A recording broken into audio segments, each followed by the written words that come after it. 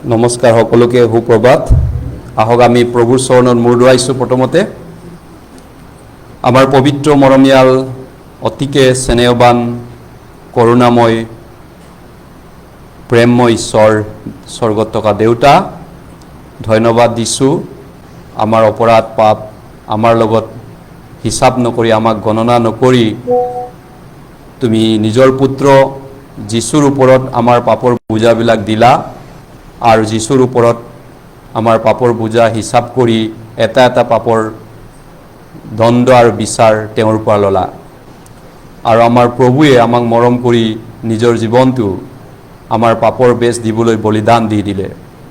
আৰু তেওঁৰ সেই আত্মবলিদানৰ দ্বাৰা এতিয়া আমাৰ সকলো পাপ অনন্তকালৰ কাৰণে শুচি হ'ল। তুমি আমাক, আমাৰ আত্মাক প্ৰেম কৰি আমাৰ আত্মাক তুমি শুচি পবিত্ৰ কৰিলা অনন্ত জীৱনৰ কাৰণে। এই মহা অনুগ্ৰহৰ কাৰণে তোমাক ধন্যবাদ জনাইছোঁ প্ৰভু। এই সংসাৰত থাকোঁতে আমাক তুমি এতিয়া আমাৰ লগত আছা, পবিত্ৰ আত্মা, ধন্যবাদ দিছোঁ। এই সময়ত তুমি আমাৰ ভাই ভনীসকলক, আমাৰ সকলোকে অনুগ্ৰহ কৰক, যাতে আমি ঈশ্বৰক সেৱা কৰিব পাৰোঁ জীয়াই থকালৈ তোমাৰ অনুগ্ৰহ আৰু তুমি দিয়া বৰদানৰ যোগেদি। তুমি এই সময়ত আমাৰ লগত পবিত্ৰ আত্মা বসতি কৰা, আমাৰ মাজত কাৰ্য কৰা, যাতে আমি বদলি হওঁ, সলনি হওঁ, যাতে আমি খ্ৰীষ্টৰ পোহৰ বিলাব পাৰিম পাপীবিলাকৰ মাজত। আমাক ব্যৱহাৰ কৰা এই মহান পবিত্ৰ কামত এই প্ৰাৰ্থনা প্ৰভু যীশুৰ নামত খুজিছোঁ, আমেন। আহক আমি শাস্ত্ৰ মেলিছোঁ। তিতে লিখা সুবাৰ্তা, তিতে লিখা পত্ৰ 2 অধ্যায়, টাইটাছ 2 অধ্যায়, 2 অধ্যায়, তিতে লিখা সুবাৰ্তা পত্ৰ 2 অধ্যায়,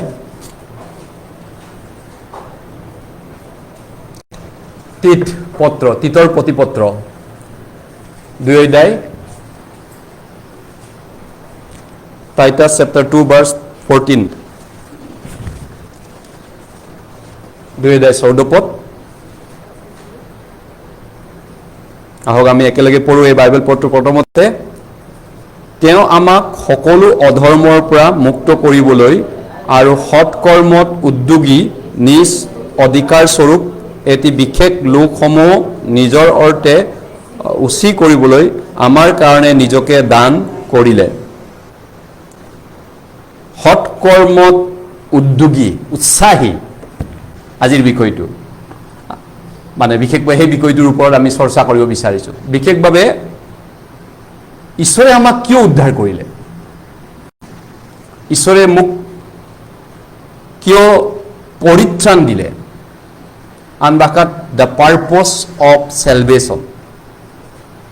গতিকে ইয়াত চাৰিওফালে বহুত মানুহ আছে, গুৱাহাটী মহানগৰতো বহুত মানুহ আছে। আপোনালোকে জানে সেই প্ৰায় 20 লক্ষ জনতাৰ মাজত আপোনাক মোক কিয় ঈশ্বৰে পৰিত্ৰাণ দিলে, সেই বিষয়টো, তাৰ উদ্দেশ্যটো, কাৰণটো জনাটো দৰকাৰ, নহয়নে? হয়, নহ'লে আমি ভ্ৰমি পৰিম, হঠাৎ যাব ৰাস্তাটো। আমাক কিয় ঈশ্বৰে উদ্ধাৰ কৰিলে তাৰ পাৰ্পছটো যদি নাজানো, প্ৰত্যেকটি বস্তুৰ পাৰ্পছ আছে, নহয় যে? মই লৈ থকা এই হেডছেটটোৰ পাৰ্পছ আছে, উদ্দেশ্য আছে, ইয়াক কিনাৰ কাৰণ আছে। বেকাৰ একো কাম নাই যদি ইউজলেছ, মই ইয়াক পইচা দি কিয় কিনিম? নিশ্চয় ইয়াৰ এই পৃথিৱীত থকাৰ পাৰ্পছ আছে। গতিকে ঈশ্বৰে নিজৰ মানুহ আমাক কিয় উদ্ধাৰ কৰিলে, কিয় আমাক বচালে? গতিকে হয়, ঈশ্বৰৰ উদ্দেশ্যটো আমাক উদ্ধাৰ কৰি তেওঁ যাতে আমাক স্বৰ্গ ৰাজ্যলৈ শেষত গৈ স্বৰ্গত আমি বসতি কৰিব পাৰোঁ, তেওঁ য'ত বসবাস কৰি আছে, তেওঁ নিবাস কৰা সেই স্বৰ্গলৈ আমি যাব পাৰোঁ, সেইটো প্ৰাইমাৰী পাৰ্পছ, মূল উদ্দেশ্য, আমাক বচোৱাৰ কাৰণটো। আন মানুহৰ আগতে আমাক বচালে। ধৰক আমাৰ ফালে এতিয়া 20 লাখ মানুহ আছে, সেই 20 লাখক এৰি পিনি আমাৰ আগতে ঈশ্বৰে কিয় বচালে?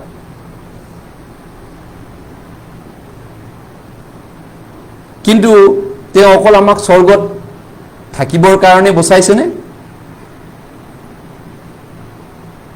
কিন্তু সেইটো হোৱা হ'লেতো উদ্ধাৰ পোৱাৰ লগে লগে আমি স্বৰ্গ ভোগ কৰাটো বেছি ভাল আছিলে, স্বৰ্গত থকাটো বেছি ভাল আছিলে। মহা আনন্দৰ বিষয় হ'লেহেঁতেন উদ্ধাৰ পোৱাৰ লগে লগে আমি স্বৰ্গলৈ ইমিডিয়েটলি যদি গুচি যোৱা হ'লে। আমাৰ মাজু ডেকা ইমান কষ্ট কৰি হাত ভাঙি যোৱাকৈ ইয়াত কৰ্ম কৰিব নালাগিলেহেঁতেন যদি উদ্ধাৰ পোৱাৰ লগে লগে তেওঁ স্বৰ্গত আজি থাকিব পোৱা হ'লে। তেওঁৰ বাবে নহয়, আমাৰ সকলোৰ বাবে। গতিকে কিয় আমাক পৃথিৱীত ৰাখিছে এতিয়া উদ্ধাৰ পোৱাৰ পিছতো? কিহৰ কাৰণে আমাক বৰ্তমান ইয়াত থৈ দিলে স্বৰ্গলৈ নোযোৱাৰ আগতে? গতিকে উদ্ধাৰপ্ৰাপ্ত এজন খ্ৰীষ্টিয়ানৰ জীৱন যাপনটো এই পৃথিৱীত বৰ্তমান ইমান সহজ নহয়নে? ইজি মেটাৰ নহয়। আমি উদ্ধাৰ পোৱা এটা খ্ৰীষ্টিয়ান জীৱন যাপন কৰাটো যথেষ্ট কঠিন আছে। গতিকে আমি এনেকুৱা যেন লাগে পৃথিৱীত স্বৰ্গবাসী, স্বৰ্গ আশাটো আছে, কিন্তু আমি যেন ক'ৰবাত অচিন দেশত, বিদেশী ৰাষ্ট্ৰত থকাৰ দৰে লাগিছে পৃথিৱীখন আমাৰ বাবে, এই জগতৰ মানুহবিলাকৰ মাজত। যেনেকৈ বিদেশত ফৰেইন কাণ্ট্ৰিত আপুনি অচিনাকি মানুহৰ মাজত আফ্ৰিকাত যদি অকলে ঘূৰি ফুৰি অনাই বনাই কাক কি কৰিম, কাক পৰা সহায় খুজিম, কিমান অসুবিধা হ'ব। ঠিক তেনেধৰণে আমাৰ এই পৃথিৱীখন আমাৰ বাবে এতিয়া বিদেশী ৰাষ্ট্ৰ হয়। গতিকে এইখন পৃথিৱী ফুল অফ চেলেঞ্জ, নহয় জানো? Life is full of challenge. জীৱনটো প্ৰত্যাহ্বানেৰে ভৰা, প্ৰত্যাহ্বান, চেলেঞ্জেছ আৰু সংগ্ৰামেৰে ভৰা জীৱন।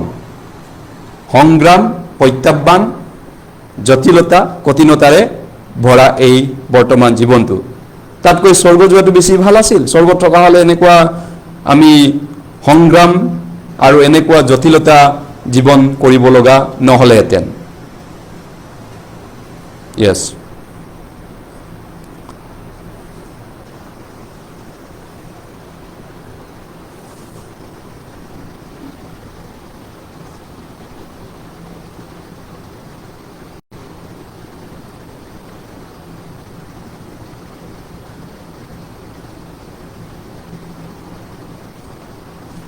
আমি সংগ্ৰাম, যুঁজ কৰিব লগা হৈছে এইখন পৃথিৱীত থকাৰ কাৰণে। স্বৰ্গতটো একো কৰিব লগা নাই, নহয় জানো? স্বৰ্গত একো নাই, তাত একো কাম কৰিব লগা নাই। কিয় ঈশ্বৰে আমাক এনেকুৱা পাপময়, পাপিষ্ট সংসাৰত এই জীৱনটো থাকিবলৈ বৰ্তমান এৰি দিছে? তেওঁৰ সন্তানবিলাকক ইমান পৰম দেশ স্বৰ্গলৈ নিনিয়াকৈ এই পৃথিৱীতে বৰ্তমান থৈ দিছে। উত্তৰ ক্লিয়াৰ, উত্তৰ বহুত স্পষ্ট। তেওঁ আমাক ব্যৱহাৰ কৰিব বিচাৰিছে তেওঁৰ সৎ কামত। সৎ কাম, সৎ মানুহ, সৎ পুৰুষ। সৎ কামটো কি? Good work. ইংৰাজী লিখা আছে for good purpose and good work. গতিকে ঈশ্বৰে এটা আঁচনি কৰিছে প্ৰত্যেকজন বিশ্বাসীবিলাকৰ জীৱনত। প্ৰত্যেকজনৰ যোগেদি ঈশ্বৰে এটা প্লেন কৰিছে, প্লেন, আঁচনি আছে, যাতে প্ৰত্যেকজন তেওঁ উদ্ধাৰপ্ৰাপ্ত লোকে সেৱা কৰে, প্ৰেম কৰে উদ্ধাৰ পোৱাৰ পিছত, আৰু তেওঁৰ সত্যটো বিয়পাই দিয়ে।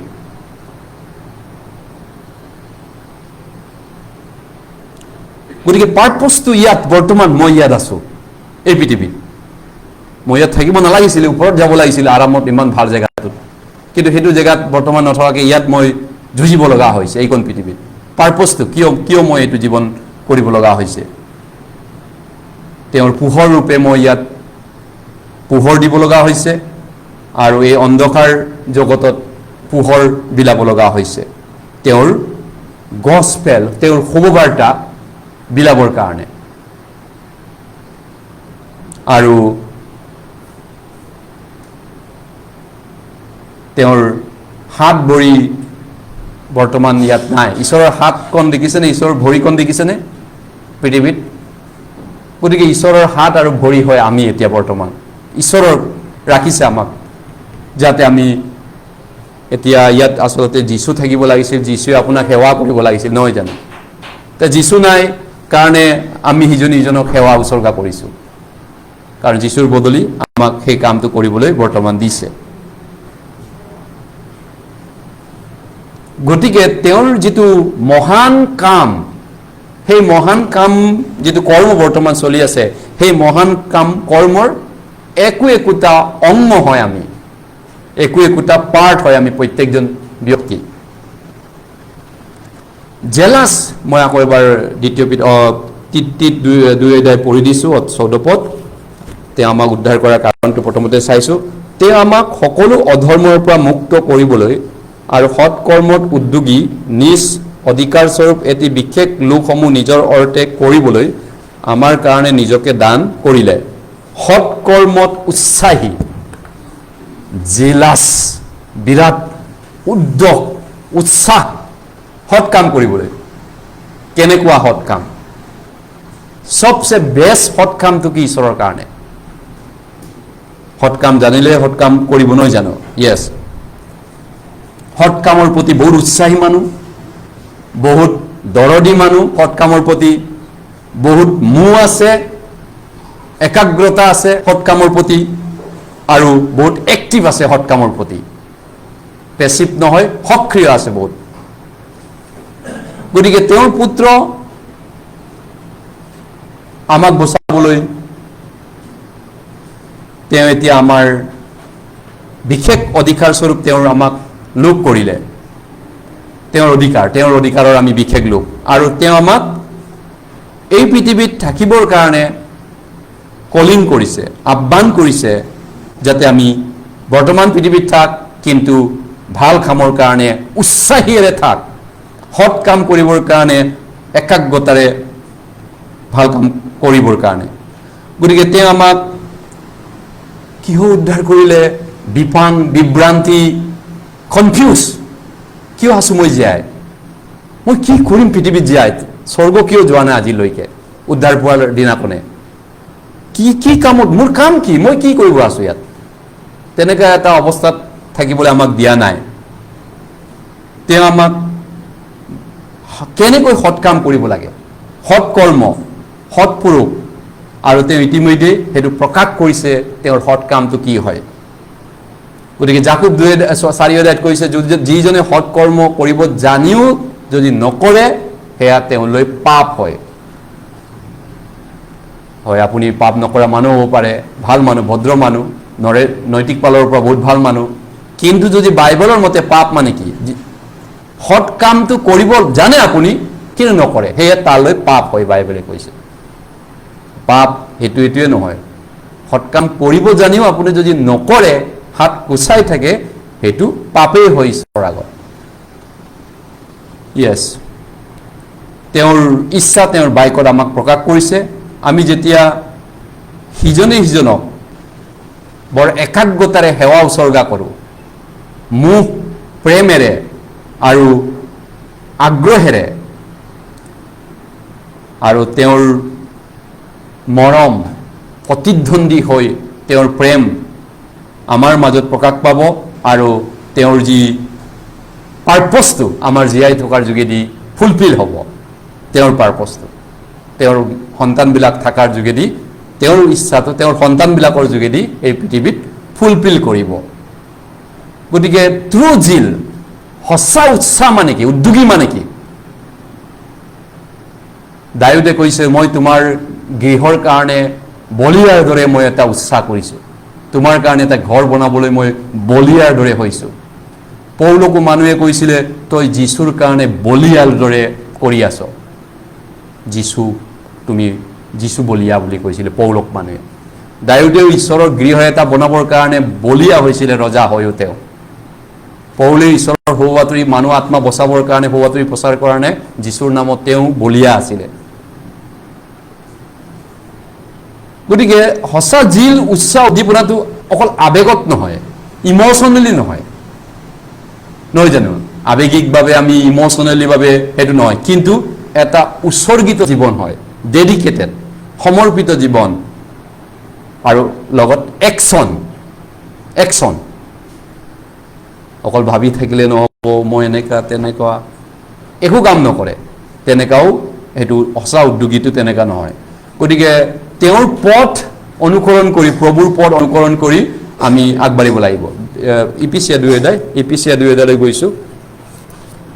উদ্ধাৰ পোৱাৰ পিছৰ উদ্ধাৰ দিয়াৰ উদ্দেশ্যটো প্ৰথমতে জনাটো দৰকাৰ। নহ'লে আমি কি কাৰণত মই জীয়াই আছোঁ, স্বৰ্গ কিয় এতিয়ালৈকে মই যোৱা নাই, মোৰ একো কৰিব লগা কামেই নাই নেকি, গীৰ্জাটো দেওবাৰে যাব লাগে, সেইটো দেখোন চব নামদাৰী খ্ৰীষ্টানেও যায়। এইটোনো কি কাম, সেইটো কি বেলেগ স্পেচিয়েল কাম ন? গীৰ্জা যোৱাটো এটা কাম হ'ব পাৰে, কিন্তু অকল সেইটোৰ কাৰণে মোক উদ্ধাৰ কৰিছেনে তেওঁ? ইপিচিয়া 2 অধ্যায়। অৱশ্যে সৎ কাম কৰিবৰ কাৰণেহে আমাক তেওঁ উদ্ধাৰ কৰিলে। ফাৰ্ষ্ট উদ্দেশ্যটো পৃথিৱীত থকাৰ উদ্দেশ্য, ফাৰ্ষ্টটো অৱশ্যে স্বৰ্গ যাম, স্বৰ্গটো সেইটো স্বৰ্গটো পৃথিৱীৰ কথা নহয়, সেইটো স্বৰ্গত হ'ব এইটো। কিন্তু পৃথিৱীৰ বৰ্তমান বিষয়টো 2 অধ্যায় 10 পদ, ইপিচিয়া 2 অধ্যায় 10 পদ। কিয়নো আমি তেওঁৰ কাৰিকৰী আৰু যি সৎকৰ্মত আমি চলিবলৈ ঈশ্বৰে আগেয়ে পথস্বৰূপে আমাক প্ৰস্তুত কৰিলে, ৰেডি কৰিলে, সেই সৎকৰ্মৰ কাৰণে আমি খ্ৰীষ্ট যীশুত সৃষ্ট হ'লোঁ। আদামৰ পৰা আমাক নতুন সৃষ্টি কৰা হ'ল তেওঁৰ সৎ কামত উদ্যোগী হ'বৰ কাৰণে। সৎ কাম মানে কি? তাৰ বাবে আমাক কি কৈছে? কাৰিকৰী বুলি কৈছে। কাৰিকৰী মানে কি? কাৰিকৰী বিদ্যা, কৌশলী বিদ্যা, হাতৰ বিদ্যা। স্কুলত যে আমি সৰুতে হাতৰ কিবা বিদ্যাও স্কুল মাষ্টৰবিলাকে দিয়ে, ঝাৰু বনাই আনিবা, LP স্কুলত থাকোঁতে বিচনী বনাই আনিবা, হাতৰ বিদ্যাও চাইছিলে। গতিকে জ্ঞানটো এটা বেলেগ বিষয় লোৱাটো, কিন্তু কাম কৰাটো এটা বেলেগ বিষয়, নহয় জানো? পঢ়া এটা বেলেগ বিষয় আৰু জানাটো এটা বেলেগ বিষয়। ধৰক আপুনি গাড়ী চলাবলৈ কিতাপ এখন পায় এই দ্বিতীয় অফিচত, সেইখন পঢ়িও আপুনি গাড়ীৰ বিষয়ে, চলোৱাৰ বিষয়ে অলপ আইডিয়া ল'ব পাৰে। কিন্তু সেইটো বেলেগ আইডিয়া আকৌ যোনে গাড়ী চলাই পাইছে, যাৰ আইডিয়া আছে, সিটো মূৰৰ পৰা ইটো মূৰ গোটেইখন এক্সপাৰ্ট হয়, তেওঁৰ সেইটো বেলেগ আইডিয়া, সেইটো নলেজটো বেলেগ। নলেজ এণ্ড উইজডম বুলি ইংৰাজীত অৱশ্যে কয় সেইটো বিষয়টো। যিকোনো কৌশলী প্ৰতিভা আমি ঈশ্বৰৰ হয় বুলি কৈছে। টেকনিক, কলা কৃষ্টি ঈশ্বৰৰ হ'বৰ কাৰণে ভাল কামৰ কলা কৃষ্টি, কি ক'ব, ভাল কামৰ কৌশলী প্ৰতিভা ঈশ্বৰৰ বদলি আমি কৰিব লাগিব। বৰ্তমান ঈশ্বৰে কৰিব লাগিছিলে, যিছু ইয়াত নাই কাৰণে আমাক কৰিবলৈ ঈশ্বৰে এতিয়া দায়িত্বটো দিলে। ঈশ্বৰৰ বদলি আমি কৰিবলৈ আমাক দিছে এতিয়া। সেইকাৰণে আমাক নতুন সৃষ্টি কৰিলে, সেইকাৰণে আমাক উদ্ধাৰ কৰিলে তেওঁ আন মানুহৰ আগতে। গতিকে আমাৰ পাৰপজ ক্লিয়াৰ, মই কিয় জীয়াই আছোঁ স্বৰ্গ নোযোৱাকৈ বৰ্তমান। গতিকে এই বাইবেল পদত আমি দেখিছোঁ যে ঈশ্বৰে আমাক সৃষ্টি কৰিছে খ্ৰীষ্টত, ভাল পাৰপছত, ভাল উদ্দেশ্যত, তেওঁৰ সৎ কামৰ উদ্যোগী। সৎ কাম, ইংৰাজী লিখা আছে সৎ কাম কৰিবৰ কাৰণে, ইংৰাজী লিখা আছে গুড ৱৰ্ক, ভাল কাম। গতিকে ঈশ্বৰে আঁচনি কৰিছে সকলোবিলাক পৰিত্ৰাণ পোৱাবিলাকৰ কাৰণে। প্লেন আছে, বিভিন্ন পৰিকল্পনা আছে। যীশুখ্ৰীষ্টৰ যোগেদি আপোনাক মোক ঈশ্বৰে সপোন দেখিছে, আপোনাক লৈ মোক লৈ ঈশ্বৰৰ সপোন আছে, ড্ৰিম আছে, বিজন আছে। আমুকাৰ যোগেদি মই কি কৰিম, এওঁৰ যোগেদি মই কি কৰিম, এওঁৰ যোগেদি মই কি কৰিম, সেইটো ঈশ্বৰৰ বিভিন্ন সপোন দৰ্শন আছে। গতিকে আপুনি যদি নাজানে তেওঁৰ ইচ্ছা উদ্দেশ্য তেতিয়াহ'লে আমি সেইটো উদ্দেশ্যটো হয়তো ফুলফিল কৰিব নোৱাৰিব, বা উদ্দেশ্যটো সফল নহ'ব আমাৰ জীৱনৰ যোগেদি। তেওঁ আমাক এই পৃথিৱীত থাকিবলৈ বৰ্তমান দিছে। বৰ্তমান এতিয়া এই পৃথিৱীত আমি এতিয়া মিনিংলেছকৈ আছোঁ নেকি? তেনেহ'লে মিনিংলেছ, একো প্ৰয়োজন নাছিল, অদৰকাৰীকৈ মই থাকিব লগা হ'ল নেকি?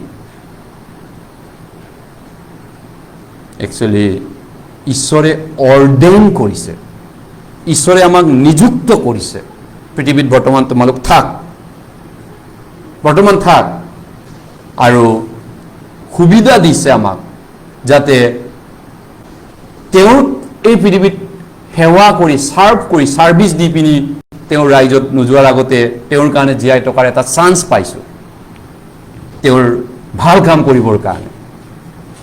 সৎ কৰ্মৰ কৰিবৰ কাৰণে আমাক তেওঁ সৃষ্টি কৰিছে কৈছে কিয়নো ইয়াত পিছে 2 অধ্যায়ত কৈছে 10 পদত কিয়নো আমি তেওঁৰ কাৰিকৰী আৰু যি সৎ কৰ্মত আমি চলিবলৈ যি সৎ কৰ্ম সৎ কামটো কি হয় ঈশ্বৰে মোক কিয় ইয়াত উদ্ধাৰ কৰি পিনি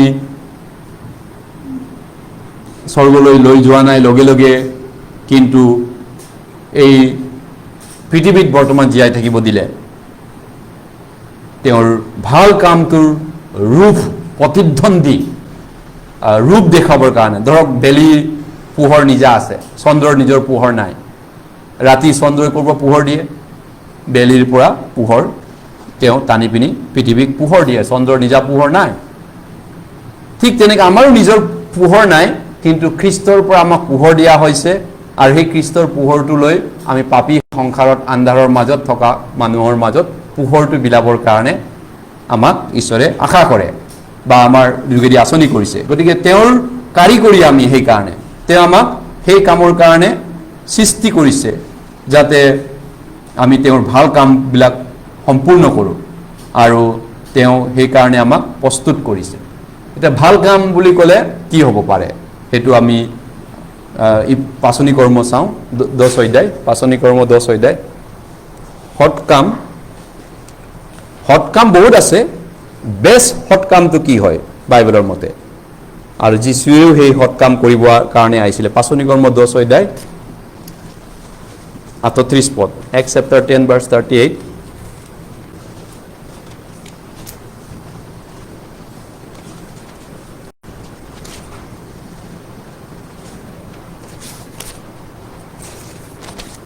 10 অধ্যায় 38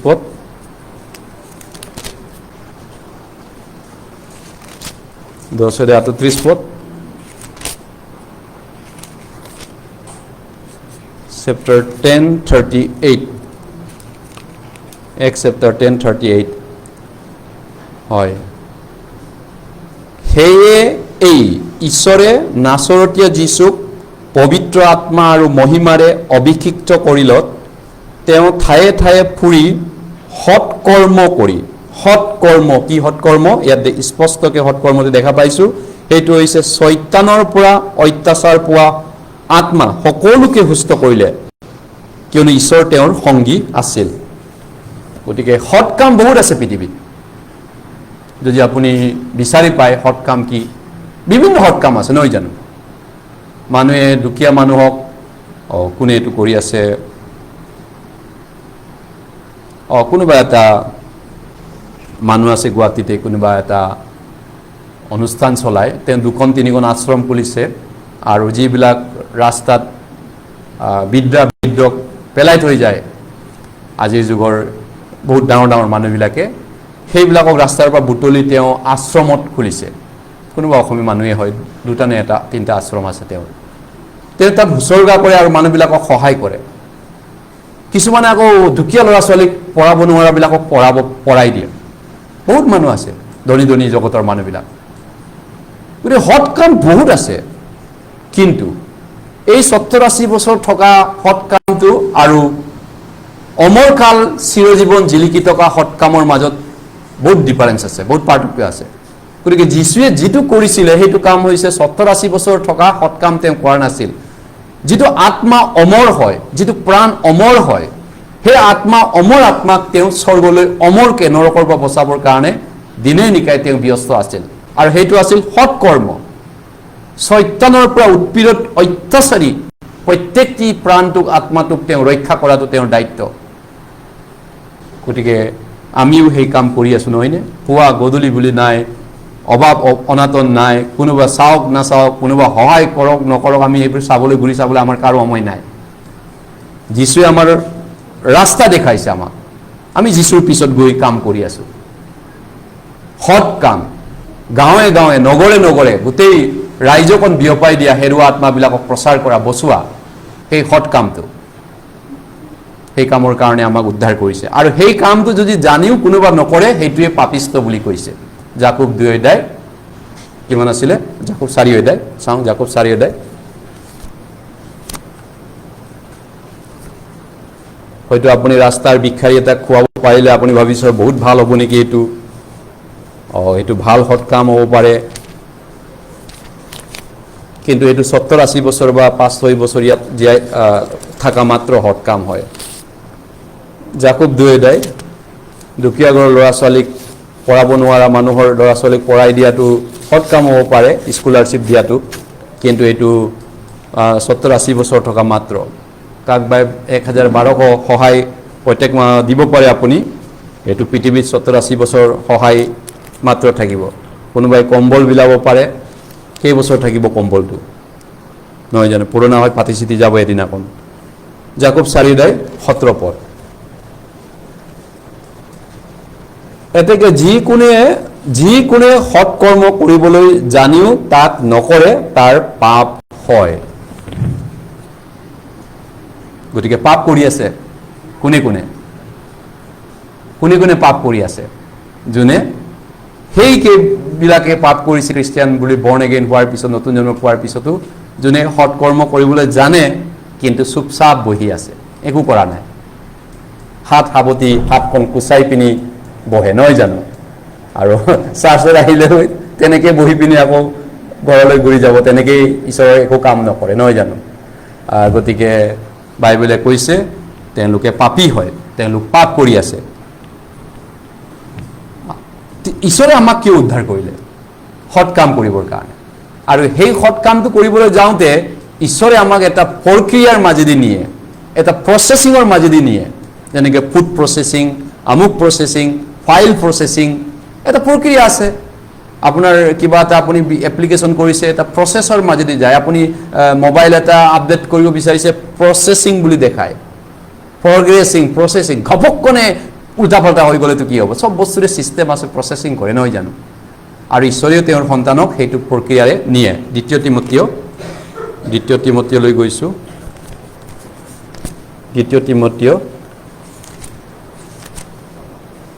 আৰু সেই প্ৰক্ৰিয়াটো তেওঁৰ ঈশ্বৰৰ বাইকৰে কৰে তেওঁৰ বচন বা তেওঁৰ বাইকৰে সেই কাম কৰে তেওঁ দ্বিতীয় তিমথিয় 2 তিমথিয় চেপ্টাৰ 3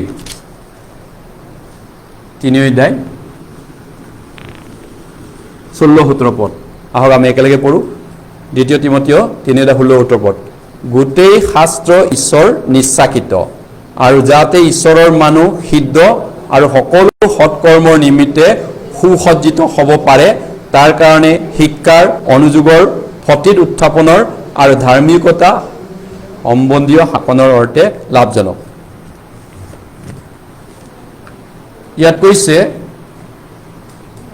গোটেই শাস্ত্ৰ ঈশ্বৰ নিশ্চাকিত বাইকখন অকল কিতাপ নহয় আখৰ নহয় ঈশ্বৰৰ উশাহটো হয় এইটো ঈশ্বৰৰ ব্ৰিডিং ঈশ্বৰৰ শ্বাস উশাহ যেনে আমি উশাহ লৈ জীয়াই আছোঁ নহয়নে উশাহ যদি ল'ব নোৱাৰে মৰিব লাগিব বাইবেলখন ঈশ্বৰৰ উশাহটো হয় জীৱটো হয় বাক্যখিনি গতিকে ঈশ্বৰৰ মানুহ সিদ্ধ আৰু সকলো সৎকৰ্মৰ নিমিত্তে সুসজ্জিত হ'ব পাৰে তাৰ কাৰণে শিক্ষাৰ অনুযোগৰ গতিকে ঈশ্বৰে তেওঁৰ সন্তানক কি দিব শিকাব বাইবেলৰ যোগেদি আৰু অনুযোগো কৰিব অনুযোগ মানে কি শিক্ষাটো আমি পাওঁৱেই বাইবেলৰ পৰা কিন্তু বাইবেলে কৈছে অনুযোগো কৰে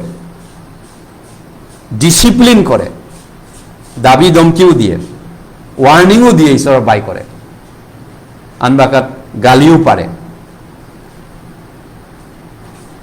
ইয়েস ইয়াৰ অৰ্থটো হৈছে কিয় আমাক গালি পাৰে তো কাৰেকশ্যন কিয় কৰে আমাক শুধৰণি কিয় কৰিব বিচাৰে ঈশ্বৰে আমাক গতিকে আমি বাইবেল কিয় পঢ়িব লাগে আমি বাইবেল পঢ়াৰ উদ্দেশ্যটো কি জাস্ট মাত্ৰ আমি জ্ঞান বাঢ়িবৰ কাৰণে আজি জ্ঞান এটা ল'বৰ কাৰণে আহিছোঁ মই নিজকে জ্ঞানী হ'ম অলপমান বেলেগতকৈ স্মাৰ্ট হ'ম বেলেগতকৈ অলপ চালু হ'ম মই অলপ টেঙৰ মানুহ সেইটো জ্ঞান ল'বৰ কাৰণে মই বাইবেল পঢ়িব আহিছোঁ শিকিব আহিছোঁ সেইটো নহয় প্ৰথমটো হৈছে ঈশ্বৰৰ উদ্ধাৰ মুক্তিৰ অনুগ্ৰহটো বুজি পাবৰ কাৰণে বাইবেল শিকোঁ আমি সেভিং গ্ৰেছ অফ গড ঈশ্বৰৰ অনুগ্ৰহৰ উদ্ধাৰ মুক্তিটো বুজিবৰ কাৰণে আমি বাইবেল শিকোঁ বৰ্ণ এগেইন বুলিও কয় নহয় জানো নতুন জন্ম পাবৰ কাৰণে আৰু নতুন জীয়াই থকাৰ আশা নতুন জীয়াই থকাৰ পথ আমাৰ জীয়াই থকা জীৱনৰ বাবে ঈশ্বৰে শিকাই ঈশ্বৰে বঢ়াই দিয়ে তেওঁৰ বচনৰ যোগেদি তেওঁৰ লোকসকলক কেনেকৈ এইটো আপুনি দেখা নাপায় কেনেকৈ কৰে ঈশ্বৰৰ বচনৰ যোগেদি ঈশ্বৰে বঢ়াই শিকাই বুজাই তেওঁৰ ভাল কাম কৰিব যোৱাৰ আগতে আমাক তেওঁ প্ৰিপাৰেশ্যন কৰে প্ৰস্তুত কৰে প্ৰচেছিং কৰে সেইটোৱে ক'লো প্ৰচেছিং বুলি প্ৰক্ৰিয়া পদ্ধতি তেওঁ আমি যেন ভাল কাম কৰিব পৰাকৈ যোগ্য হ'বলৈ আমাক ট্ৰেইন আপ কৰে ট্ৰেইনিং দিয়ে কিহেৰে ট্ৰেইনিং দিয়ে গোটেই শাস্ত্ৰখন ঈশ্বৰৰ বাক্য ইয়াৰে ট্ৰেইনিং দিয়ে শিক্ষা অনুযোগ উত্থান পতন ধাৰ্মিকতা এই শাস্ত্ৰখনৰ যোগেদি ঈশ্বৰে তেওঁৰ সন্তানক ট্ৰেইন আপ কৰে ট্ৰেইনিং দিয়ে প্ৰশিক্ষণ প্ৰাপ্ত কৰে যাতে তেওঁৰ প্ৰত্যেকজন সন্তানে সৎ কাম কৰিব পাৰিব কোনেও যেন বিকলাংগ বা হেণ্ডিকেপ হৈ বেকাৰ হৈ আত্মাত বহি নাথাকে সকলোৱে যেন উপযুক্ত জীৱন যাপন কৰে নহ'লে ঈশ্বৰে ইউজলেছ হপলেছ একো কাম নাইকিয়া বুলি কেনেকৈ আপুনি ক'ব ঈশ্বৰৰ আগত তেনেকৈ ঈশ্বৰে হোৱাটো বিচাৰেনে তেনেকুৱা হ'লে মিনিংলেছ হ'ব লাইফটো নহয়নে অৰ্থহীন হৈ পৰিব জীৱনটো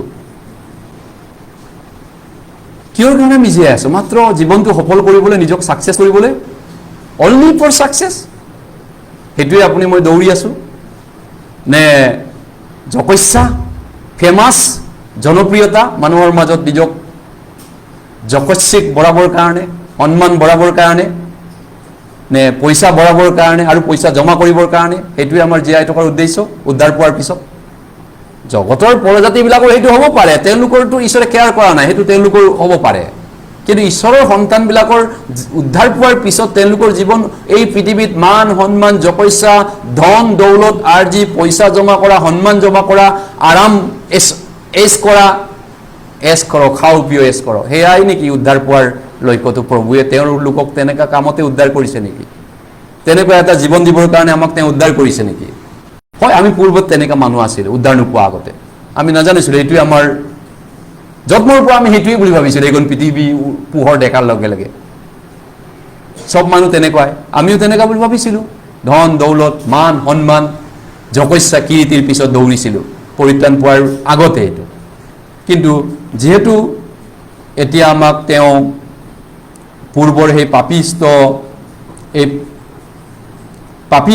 পাপেৰে ভৰা এই সংসাৰৰ জীৱনটোত তেনেকুৱা আছিল পাপময় সংসাৰ কিন্তু ঈশ্বৰে এতিয়া আমাক কি বিচাৰিছে তেওঁৰ সৎ কাম কৰাটো বিচাৰিছে গুড ৱৰ্ক আমাক ভাল কাম কৰাটো ঈশ্বৰে আমাক বিচাৰিছে ভাবি চাওক চিন্তা কৰি চাওক ঈশ্বৰে কৈছে ধৰি লওক আপুনি যদি বহুত দামী এটা বস্তু কিনে দামী এটা কম্পিউটাৰ কিনিছে দামী এটা আপুনি 2-2.5 লাখ টকীয়া দামী বস্তু কিনিছে বা স্মাৰ্টফোন কিনিছে এপেলৰ 1.5 লাখ 2 লাখ টকীয়া এপল কোম্পানীৰ 1 লাখৰ ওপৰত আপুনি ইমান মূল্য দিছে বহুত দাম দি কিনিছে নহয়নে ইমান দাম দি কিনা বস্তুটো একো ইউজ কৰিব পৰা নাই একো কামত অহা নাই কিন্তু এনেই পইচাটো কিনা হ'ল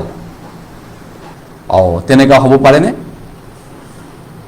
ইমান দামী এক্সপেন্সিভ বস্তুটো একো কামত নাহে কেনেকুৱা লাগিব আপোনাৰ কিনি আনিলোঁ 80,000 টকাত কথা এটা অৱশ্যে 80,000 নহয় মই এক্সাম্পল দিছোঁ 80,000 টকাত স্মাৰ্টফোন কিনি আনিলোঁ কিনি অনাৰ পিছত একো কাম নাইকিয়া হৈছে একো ইউজ কৰিব নোৱাৰোঁ একোৱে কামত নাই এতিয়া আপুনি কেনেকুৱা অনুভৱ হ'ব তেতিয়া হয় একজেক্টলি ঈশ্বৰে বহুত দাম মূল্য দি তেওঁৰ সন্তানক কিনিছে বহুত হায়েষ্ট প্ৰাইচ হেভি প্ৰাইচ ঈশ্বৰে দিব লগা হ'ল এটা আত্মাক বচাবলৈ যাওঁতে এটা প্ৰাণক বচাবলৈ ঈশ্বৰে তেওঁৰ বহুত হেভি মূল্য ভৰিব লগা হ'ল গতিকে তেওঁ আমাক এতিয়া সেইকাৰণে তেওঁৰ ভাল ইচ্ছাটো আৰু তেওঁৰ ভাল কামটো উদ্দেশ্যৰে আমাক সৃষ্টি কৰিছে তেওঁ ৰোমিয়া 6:23 কৈছে পাপৰ বেছ মৃত্যু আপুনি মই পাপ কৰিছোঁ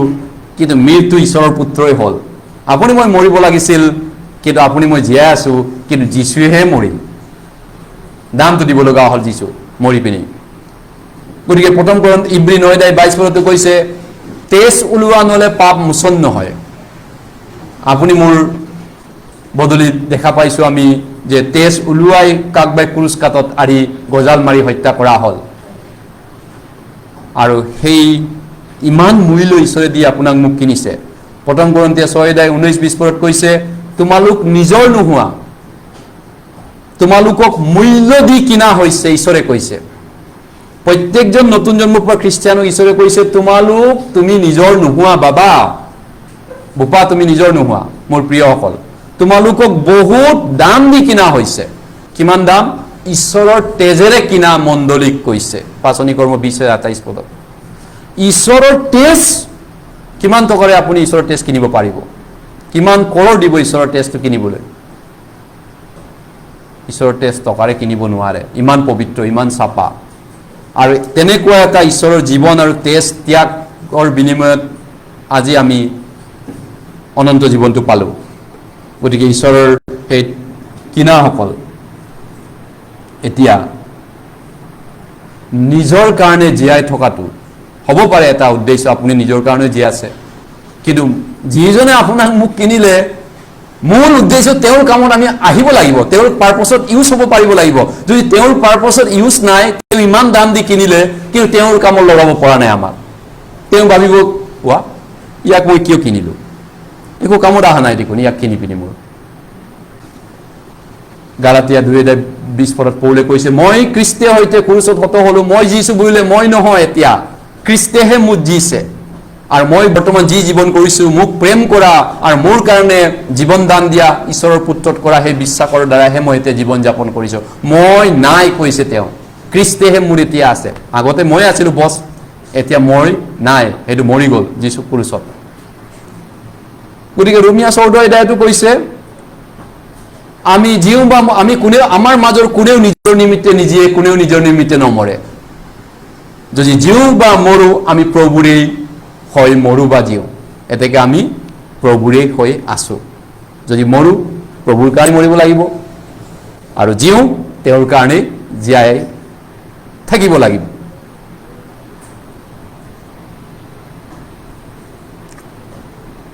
গতিকে ঈশ্বৰৰ ধাৰ্মিক কামৰ কাৰণে আমি ব্যৱহাৰ হোৱা আহিলা হ'ব লাগিব, অস্ত্ৰ যন্ত্ৰ, ব্যৱহাৰযোগ্য কামত লগা ইনষ্ট্ৰুমেণ্ট হ'ব লাগিব। ইনষ্ট্ৰুমেণ্ট বা যন্ত্ৰপাতি, সা সৰঞ্জাম, তেনেকুৱা ধৰণে ঈশ্বৰে আমাক কৈছে। ইফিছিয়া 4:4, ইফিছিয়া 4:4, ইফিছিয়া 4:4, ইফিছিয়া 4:4, ইফিছিয়ান চেপ্টাৰ 4,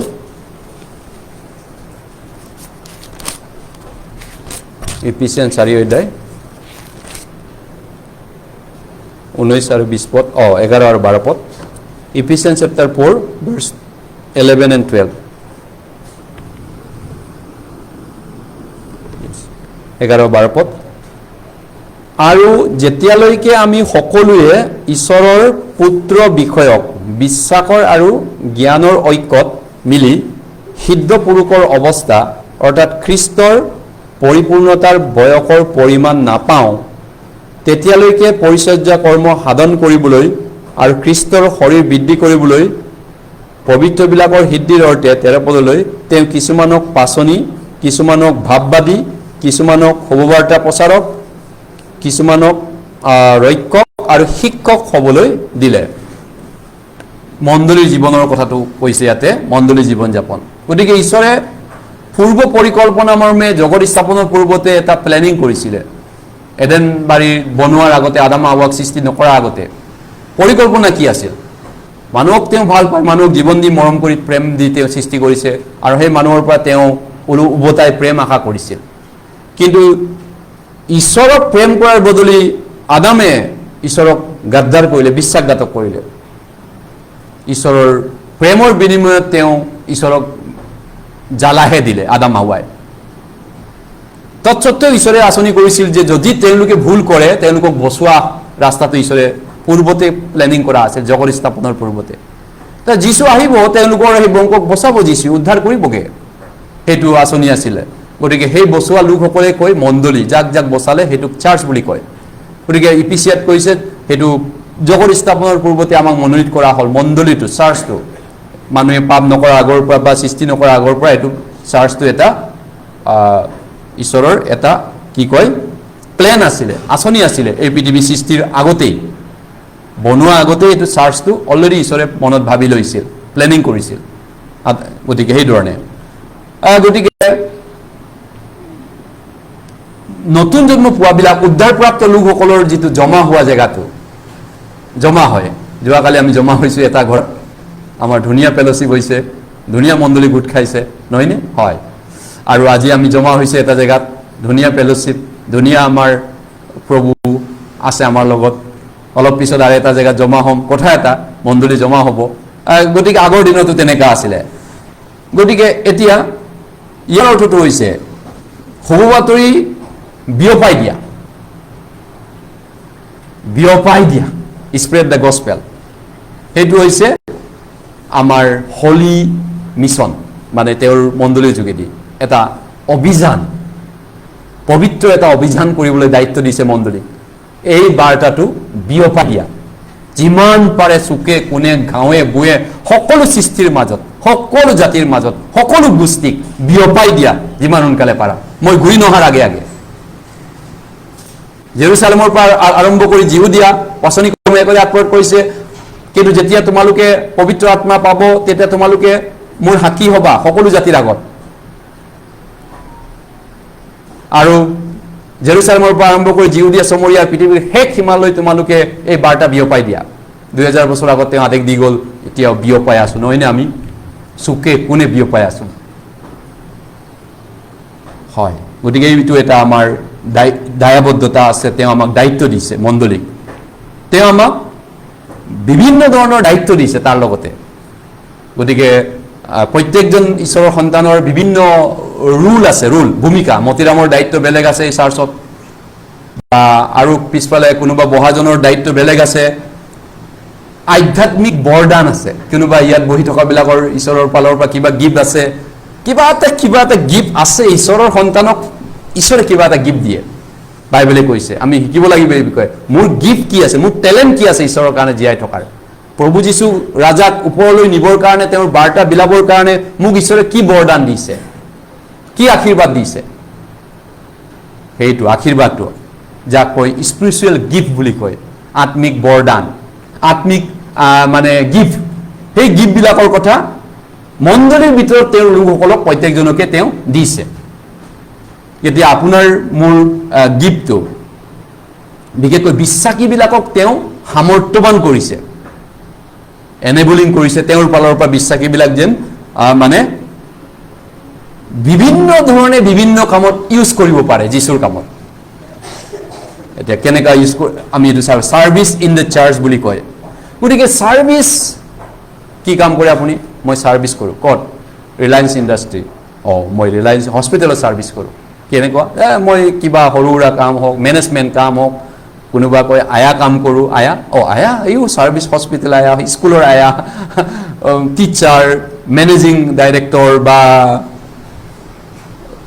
কেৰাণী ক্লাৰ্ক বা সুইপাৰ বা চকীদাৰ সাৰ্ভিস বিভিন্ন সাৰ্ভিস আছে নহয়নে গতিকে এতিয়া আমাক ঈশ্বৰৰ কামত সাৰ্ভিস কৰিবৰ কাৰণে তেওঁ বিভিন্ন ধৰণৰ গিফ্ট আমাক দিছে সাৰ্ভিস ইন দ্য চাৰ্চ এইটো হৈছে এটা বিশেষ অকল এটাই কাম নহয় মণ্ডলীত অকলে এজনে কৰিব পৰা তাৰ বাহিৰে কোনেও কৰিব নোৱাৰা মই এনে আলহীয়ে তেনেকুৱা ধৰণে ঈশ্বৰে মণ্ডলীত তেনেকৈ কাকো তেওঁৰ সন্তানক নাৰাখে গতিকে এইটো ডাইভাৰ্চিটি অফ কাম আছে বিভিন্ন কাম আছে চাৰ্চত হয়তো নাজানা কাৰণে কোনোবাই কৰা নাই কিন্তু জানিলে গম পাব প্ৰভুৱে মোক এইটো কামৰ কাৰণে মাতিছে এই কামটো মই কৰিব লাগিব নাজানা মানুহজনটো নকৰিব নহয় জানো তেওঁ চুপচাপ যাব আহিব আলহী অতিথিৰ দৰে তেওঁ থাকিব কিন্তু যোনে জানে মোৰ কিমান যে কাম আছে ঈশ্বৰৰ শৰীৰটো যীশুৰ মণ্ডলীটোত মোক কামত লাগাকে মাতিছে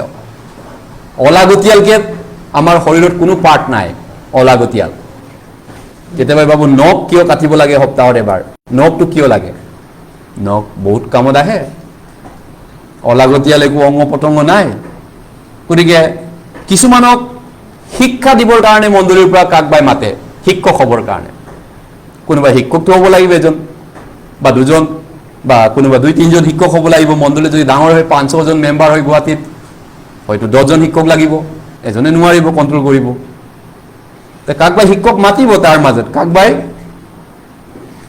উদগনি হিচাপত মাতিছে তোমাৰ কাম চাৰ্চত থাকি উদগাই থাকা এনকাৰেজ কৰা এনকাৰেজ সাবাস সাবাস সাবাস বাইবেল পঢ়ক প্ৰাৰ্থনা কৰক আপুনি কিয় চিন্তা কৰি আছে আহক আহক উদগনি দিয়াতে খা খবৰ লোৱা কিছুমানক আকৌ এই হাতখন বহুত স্মাৰ্ট আছে পইচা ইনকাম কৰিব পৰা বহুত বুদ্ধি আছে তেওঁলোকক দান দিয়াকে মাতিছে মণ্ডলীত গিফ্ট ঈশ্বৰে তাক বিশেষ গিফ্ট দিছে সি যাতে ইনকাম কৰিব পাৰে তেওঁৰ নিজৰ কাৰণে নহয় মণ্ডলীৰ কাৰণে যিশুৰ মিছনটোৰ কাৰণে সেইটো ধৰণৰ বিভিন্ন গিফ্ট তেওঁ মাতিছে কিছুমানক আকৌ মানুহ চলাবৰ কাৰণে বিভিন্ন ধৰণৰ তেনেধৰণে আৰু কিছুমানক প্ৰেক্টিকেল কাম কৰিবৰ কাৰণে ব্যৱহাৰিক কাম মাজে মতিৰাম দেখাই মাজে দেখাই আহি পিনি ব্যৱহাৰিক কাম কৰিলে গিৰ্জাটো চাফা আছে নাই কোনোবাই ক'লে ৰাতিপুৱা মাৰিলো ঝাৰু বাথৰুমবিলাক কিবা পানী আছে নাই মতিৰামে সেইটো ভাবিছে মোৰ এটা কাম মই কৰিব পাৰোঁ ডাঙৰ কাম নহ'লেও সৰু কাম বাথৰুমতে মই পানী কিনি টেপ লগাই মাৰি দিওঁ আৰু পানী কিনি ভৰাই দিওঁ কথা এটা এক্সাম্পল গতিকে ঈশ্বৰে তেওঁৰ মানুহক বিভিন্ন কামত ইউজ কৰিব পাৰে আপুনি ভাবিব সৰু কাম কেনেকৈ সৰু কাম হ'ল বাথৰুমটো চাফা কৰাটো ঈশ্বৰৰ ৰাইজৰ মণ্ডলী ঈশ্বৰৰ ঘৰটো চাফা কৰাটো সৰু কাম নহয় এইটো স্বৰ্গত হয়তো বেছি ডাঙৰ কামো হ'ব পাৰে গতিকে প্ৰত্যেকটি বিভিন্ন সাৰ্ভিস কাম একেলগে মণ্ডলীত ঈশ্বৰে কৰে বিভিন্ন কামত সেমিনাৰত কোনোবা 2জন মানুহ 3জন মানুহ প্ৰচাৰ কৰিছো মই ভাত ৰান্ধিম নে মানুহক প্ৰচাৰ কৰিম নে মই চাই দিম নে মই আকৌ দিনটো ক্লাছ কৰি থাকিম মই কেনে কৰিম অকলে সেইটো কাম কোনোবা আহি পানী দিছে কোনোবা আহি চাহ বনাই দিছে কোনোবাই খোৱা বোৱা ৰান্ধিছে আগৰ কালতো তেনেকৈ পৌলিগতৰ দিনত আকিলা পিছকিলা ইহঁতে একেলগে কাম কৰিছিল মৰিয়ম ইহঁতে সৌৱাতুৰি প্ৰচাৰ কৰোঁতে বাইবেল লিখা আছে পৌলৰ কাৰণে ডিঙি পাতি দিছিল আকিলা আৰু পিছকিলাই পৌলে সৌৱাতুৰি প্ৰচাৰত যাতে সুবিধা হয় তেওঁক ভালকৈ ৰাখিলে খোৱালে বোৱালে পৌলক স্বাস্থ্যৱান কৰিলে বেছি মানুহ স্বৰ্গত যাব কাৰণ দিন ৰাত প্ৰচাৰ কৰিব পৌলে যদি বেমাৰী হয় দুখীয়া হয় পৌলৰ অসুবিধা হয় লাইফটো তেওঁ যদি বিভিন্ন যদি জুৰুলাত থাকে প্ৰচাৰটো কম হ'ব গতিকে পৌলক যিমান পাৰে সহায় কৰা পাছনি আকিলা পিছকিলা মৰিয়মতে ভাবিছিল পৌলক যিমান পাৰে সহায় কৰা মানে যীশুক সহায় কৰা হয় যীশুৰ মিছনটোক ছাপোৰ্ট কৰা হয় সেইকাৰণে তেওঁলোকে ডিঙি পাতি দিছিল পৌলৰ কামত কাৰণ স্বৰ্গ যোৱা মানুহ বেছি হ'লে ইণ্টাৰেষ্টটো ময়ো পামতো হয় গতিকে যীশুৰ শৰীৰটো বনাবৰ কাৰণে ষ্ট্ৰং কৰিবৰ কাৰণে আমাক এই ধৰণে বিভিন্ন কামত ঈশ্বৰে মাতিছে যাতে সৌবাতুৰিটো চুকে কোণে বিয়পি যায় গুৱাহাটীৰ চুকে কোণে অসমৰ চুকে কোণে গাঁৱে ভূঞে গৈ পায় চবৰ তাতে গৈ পাব লাগিব সেইটো কাৰণে আমাৰ চবৰে এটা নিজৰ নিজৰ দায়িত্ব আছে যাতে আমি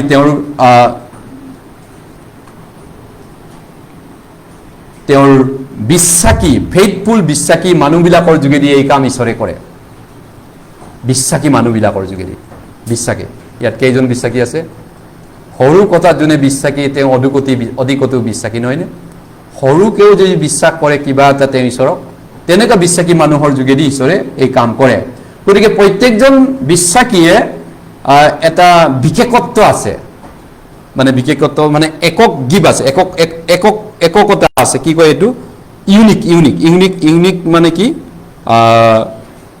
ইউনিকনেছ যদি ইংৰাজীত কয় ইউনিকনেছ বুলি কওঁতে কি হয় এনেধৰণৰ কথা ইউনিকনেছ মানে অদ্বিতীয় অসমীয়াত একক বা অনন্য চবে অদ্বিতীয় কোনো কাৰ নিচিনা নহয় আপুনি এজন অদ্বিতীয় আপোনাৰ যিশুৱে আপোনাক মাতিছে আপোনাৰ জেগাত কোনেও বেলেগে হ'ব নোৱাৰে আপোনাৰ চেহেৰা বা আপোনাৰ যিকণ উপস্থিতিৰ যিটো মূল্য সেইটো বেলেগে দিব নোৱাৰে ঈশ্বৰ ৰাইজত আপুনি এজন অনন্য অনন্য অদ্বিতীয় চবে এইটো নহয় যে অপচনেল মই নহ'লেও চলিব ঈশ্বৰৰ নহয় চবেই অদ্বিতীয় চবৰে অনন্যতা গুণ আছে এইটো ঈশ্বৰৰ ফালৰ পৰা দিয়া আছে বাইবেলে কৈছে তেওঁৰ সন্তানক তেওঁৰ যদি সন্তান হয় এককতা আপোনাৰহে আপোনাৰহে আছে সেইটো প্ৰতিভা, আপোনাৰহে সেইটো আছে, বেলেগৰ সেইটো বিশ্বাস নাই, সেইটো বেলেগক দিয়া নাই, কিন্তু কাক বাই দিছে সেইটো, আপোনাক বেলেগ, মোক বেলেগ, তাক বেলেগ বেলেগ বেলেগ বেলেগ সেই ধৰণৰ গিফ্ট দিয়া আছে, যাতে ঈশ্বৰৰ ৰাইজত আমি ডাঙৰ প্লেনিং মানে প্লে কৰিব পাৰোঁ, ঈশ্বৰৰ মণ্ডলীত আমি ঈশ্বৰৰ কামত বিভিন্ন কামত লগাব পাৰোঁ। হয়, আন এটা বাইবেল পদ আমি উলিয়াইছোঁ, 1 পিতৰ 4 অধ্যায়, 1 পিতৰ 4 অধ্যায় 10 পদ, 1 পিতৰ চেপ্টাৰ 4,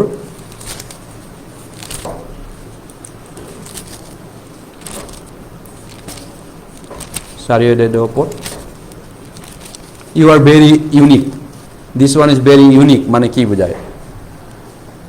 এইটো নহয় যে আপোনাৰ বদলি কোনোবা এইটো কাম কৰি দিব পৰা মানুহ আছে, নাই নাই, আপোনাৰ বদলি আপোনাৰ জেগাটো ল'ব পৰা কোনো মানুহ নাই। ঈশ্বৰৰ ৰাজ্যত চবৰে মূল্য আছে, মানে আপুনি নাভাবিব যে মোৰ মূল্য নাই, এনেধৰণৰ এইটো কৈছে, চবৰে অনন্য গুণ আছে। 10 পদ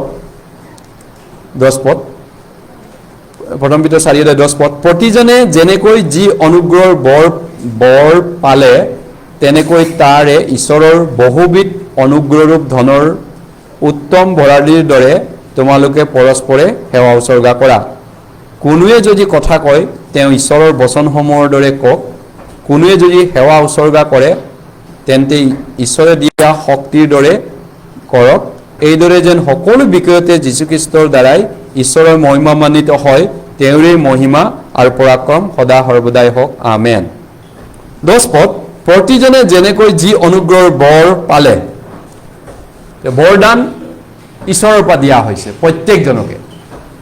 প্ৰত্যেকজনক ঈশ্বৰে গিফ্ট দিছে, আধ্যাত্মিক গিফ্ট, স্পিৰিচুৱেল গিফ্ট, আৰু সেই গিফ্ট কি কৈছে, বহুবিধ উত্তম বৰালিৰ দৰে, বহুবিধ এওঁৰ গিফ্ট বেলেগ, এওঁলোকৰ বেলেগ, বহু বিভিন্ন ভেৰাইটিজ গিফ্ট দিছে।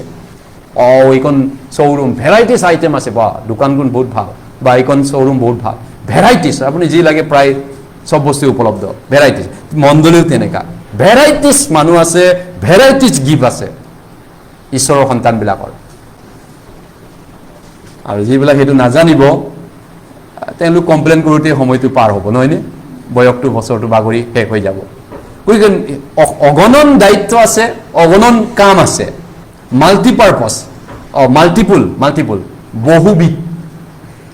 বহুবিধ কাম ঈশ্বৰে তেওঁ প্ৰত্যেকজন ব্যক্তিক ইউনিক বনাইছে, একক, অদ্বিতীয়, অনন্য ৰূপে সৃষ্টি কৰিছে যীশুখ্ৰীষ্টত, প্ৰত্যেকজনক বেলেগ বেলেগ ৰূপ দি পিনি, আৰু ইউনিক গিফ্ট দিছে, অনন্য বৰদান দিছে, অদ্বিতীয় বৰদান দিছে। যিটো মতিৰামৰ বৰ দিয়া হৈছে সেইটো বেলেগক দিয়া নাই, যাক কোমলী বাইদেউক যি গিফ্ট দিছে সেইটো বেলেগক দিয়া নাই। গতিকে নাভাবিব এইটো তেওঁক দিয়া আছে, কাক বাই যিটো দিছে যীশুৱে কৈ মই তাক দিয়া নাই, মই মণিক দিছোঁ, এইটো যিছোঁ তাক দিয়া নাই, কিন্তু দিয়া আমি গম পোৱাই নাই, নহয় জানো, মোক কি গিফ্ট দিছে ঈশ্বৰে, কাৰণ মই হয়তো বিচৰাও নাই, সোধাও নাই প্ৰভুক, বাইবেলৰ পৰা উত্তৰ বিচৰা নাই চাগে, ঈশ্বৰৰ ৰাইজতনো মোৰ কি দায়িত্ব আছে। আৰু তেওঁ আদেশ দিছে, তেওঁ আমাক যে এই বৰদানটো গিফ্ট দি মই যি তোমাক দিলোঁ সেইটো ইউজ কৰা মোৰ কামত,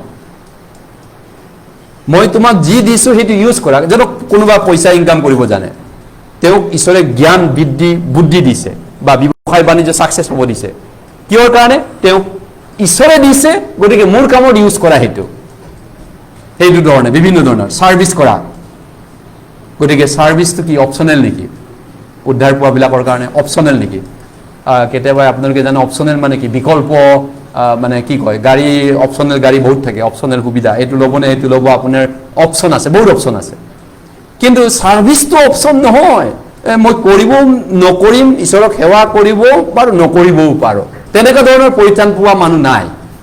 উদ্ধাৰ পোৱা ঈশ্বৰৰ মানুহ তেনেকুৱা নহয় যে ঈশ্বৰক মই সেৱা কৰিবও পাৰোঁ, নকৰিবও পাৰোঁ, বাচি, সেই ধৰণৰ নহয়। যদি উদ্ধাৰ পাইছে, তেওঁ কিনি লৈছে, মাষ্ট বি, নিশ্চয় কৰিবই লাগিব তেওঁক সেৱা, কাৰণ তেওঁ কৈছে মই সেৱা উৎসৰ্গা পাবলৈ নহয়, সেৱা উৎসৰ্গা কৰিবলৈ আহিছোঁ। গতিকে ঈশ্বৰৰ এইটো আদেশ হয়, পৰিচৰ্যা কৰাটো, সেৱা উৎসৰ্গা কৰাটো। আৰু কোনোবা যদি দাবী কৰে যে মই পৰিত্ৰাণ পাইছোঁ, কোনোবা যদি নিজকে দাবী কৰি আছে, কিন্তু একো নকৰে, আলহী অতিথিৰ দৰে গীৰ্জাত আহে, গীৰ্জাৰ পৰা চুপচাপ যায়, একো কাম নকৰি ঈশ্বৰৰ ৰাইজে কোনে একো দেখা নাই আজিলৈকে।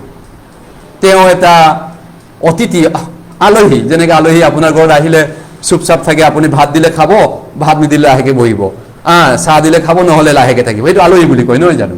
যীশুৰ মানুহ আলহী, ঈশ্বৰৰ ৰাইজত আলহী আছে নে কোনোবা? যীশুৱে তেওঁৰ সন্তানক আলহী অতিথিকে মাতা নাই। এপিচিয়ে 2:2 কৈছে চবেই ঘৰগিৰি হয় এই ঈশ্বৰৰ মণ্ডলীত। গতিকে কোনোবা যদি কয় মই পৰিত্ৰাণ পোৱা, মই নতুন জন্ম পোৱা মানুহ, কিন্তু মই একো নকৰোঁ, একো কাম প্ৰমাণ নাই, কেনেকৈ তেওঁৰ বিশ্বাসটো মানুহে গম পাব তেওঁৰ বিশ্বাস আছে নে নাই? মানুহ, তোমাৰ কৰ্মটো, তোমাৰ যদি বিশ্বাস আছে তাক বিনা কৰ্মৰে প্ৰমাণ কৰি দেখাব পাৰিবানে? যাকোবে কৈছে অৱশ্যেই নোৱাৰে। সঁচা বিশ্বাসটো কৰ্মৰ যোগেদি প্ৰকাশিত হয়, বাইবেলে কৈছে। যাৰ যদি কোনোবাৰ যদি সঁচা বিশ্বাস আছে, সি লুকুৱাব নোৱাৰিব। যীশুৱে কৈছে শিলেও আটা পাৰিব, এই শিলেও আটা পাৰিব যাৰ বিশ্বাস আছে, শিলকো বাধা দিব নোৱাৰিবা। আৰু গতিকে কোনোবা যদি বিশ্বাস আছে, তেওঁৰ একশ্যনৰ দ্বাৰা, যীশুৱে কৈছে মোৰ সন্তানে একশ্যনৰ দ্বাৰা দেখাই দিব, তেওঁ মোৰ স্পেচিয়েলিষ্ট হয়, তেওঁ মোৰ হয় তেওঁ। গতিকে তেওঁৰ কৰ্মৰ দ্বাৰা দেখা পাব মানুহে। একশ্যন, কৰ্মৰ দ্বাৰা, সেৱাৰ দ্বাৰা, সেৱামূলক মনোবৃত্তিৰে। এতিয়া কৰ্মচাৰীবিলাকক, পুলিচবিলাকক চৰকাৰে বাৰে বাৰে কৈ থাকে আপোনালোকে দাদাগিৰি নকৰিব, দুখীয়া মানুহৰ ওপৰত জঁপিয়াই নপৰিব, পুলিচটো এটা সেৱামূলক ছাৰ্ভিচ কৰক। এইটো ভাষণেই হৈ আছে বাৰু তেওঁলোকৰ ক্ষেত্ৰত, জগতৰ ক্ষেত্ৰত, ৰাজনীতিৰ ক্ষেত্ৰত। যাতে পৰিৱৰ্তন হ'ব, আমি ভাল চৰকাৰ, গুড গভৰ্ণমেণ্ট দিম, মানুহক আমি ধমকি নিদিম, মানুহক আমি ঘূৰাই ফুৰাই অফিচত চেণ্ডেল পাতিব নিদিম, অফিচ কামত আমি সেৱা মনোবৃত্তিৰে কাম কৰিম। ইলেকশ্যনৰ সময়ত তেনেকুৱা হয়, কিন্তু পিছত চবেই চাকৰিখন বহাৰ পিছত জগতত টেবুলত চবেই মই মতালিৰে বহে টেবুলত, প্ৰায় মানুহে সেৱা নকৰে। কিন্তু আমি ঈশ্বৰৰ ৰাইজতো সেৱামূলক কাম কৰাটোকে কয় ঈশ্বৰৰ ইচ্ছা পূৰণ কৰা মানুহ, ছাৰ্ভিচ দিয়াটো। গতিকে আমি সক্ৰিয়ভাৱে, এক্টিভলিভাৱে তেওঁক ছাৰ্ভিচ দিব লাগিব। যীশুক ছাৰ্ভিচ ক'ত দিব? জংঘলত অকলে নে ঈশ্বৰৰ মানুহবিলাকৰ সেৱা কৰি যীশুক ছাৰ্ভিচ দিয়া হয়? ঈশ্বৰৰ কামটোত সেৱাক সহায় কৰাটো, যীশুক সেৱা কৰা হয়, যীশুক ছাৰ্ভিচ দিয়া হয়। আপুনি জংঘলত ক'ত, অৰুণাচল বা পাহাৰত গৈ পিনি যীশুক সেৱা কৰিব নেকি? তাত যীশুৱে নাই। তেওঁ ক'ত আছে এতিয়া? তেওঁ য'ত তেওঁৰ কাম চলি আছে, য'ত তেওঁ কাম কৰি আছে, তাত সহায় কৰাটোকে কৈ যীশুক সহায় কৰা হয়। ৰাইট? হয়তো আপুনি বুজি পাইছে চাগে। গতিকে আমি কেনেকৈ সেৱা কৰিম? যাকোব 2:17 পদ, যাকোব 2:17 পদ, James chapter 2 verse 17.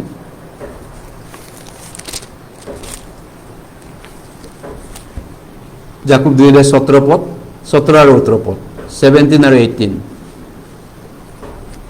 যাকোব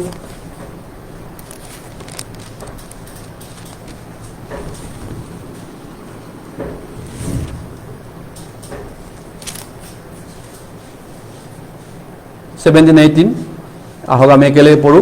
সেইদৰে বিশ্বাসো যদি তাৰ কৰ্ম নাথাকে, তেন্তে সি অকলে মৰিয়ে গ'ল। কিন্তু কোনোৱে ক'ব তোমাৰ বিশ্বাস আছে আৰু মোৰ কৰ্ম আছে, বাৰু তেন্তে বিনা কৰ্মৰে তোমাৰ বিশ্বাস মোক দেখুওৱা, আৰু মই মোৰ কৰ্মৰ দ্বাৰাই তোমাক বিশ্বাস দেখুৱাম। চেলেঞ্জ কৰিছে কোনোবাই। গতিকে বিশ্বাস আছে, কৰ্ম নাই কাৰোবাৰ। বিশ্বাস আছে, এওঁ কৈছে মোৰো বিশ্বাস আছে, কিন্তু তেওঁৰ একোডাল কাম নাই, কৰ্ম দেখা নাই, বাইবেলে কৈছে। আনজনে কৈছে মোৰ বিশ্বাসটো আছে বুলি মই দাবী নকৰোঁ, মানুহৰ আগত কৈ নকৰোঁ, কিন্তু মোৰ কৰ্মৰ দ্বাৰা মই প্ৰমাণ দিম। এইটো মণ্ডলীত দেখা পাব, ঈশ্বৰৰ মানুহে দেখা পাব মোৰ কামটো, মই যে বিশ্বাস কৰোঁ। মোৰ বিশ্বাসটো ভিতৰত থকা বস্তু নহয় জানো? বাহিৰত কৰ্মৰ দ্বাৰা এইটো চিনা যায়। ৰাইট? ভিতৰত আছে বিশ্বাস, অদৃশ্য, কিন্তু সেইটো কামৰ যোগেদি প্ৰকাশ পায়। তেনেহ'লে ইম্পৰ্টেণ্ট মেটাৰ, আমি সেৱা কাম কৰা, ঈশ্বৰক ছাৰ্ভিচ দিয়াটো। দ্বিতীয় কৰন্থিয়া 3 অধ্যায়, দ্বিতীয় কৰন্থিয়া 3 অধ্যায় দ্বিতীয় কৰিন্থিয়া 3 অধ্যায় দ্বিতীয় কৰিন্থিয়া 3 অধ্যায়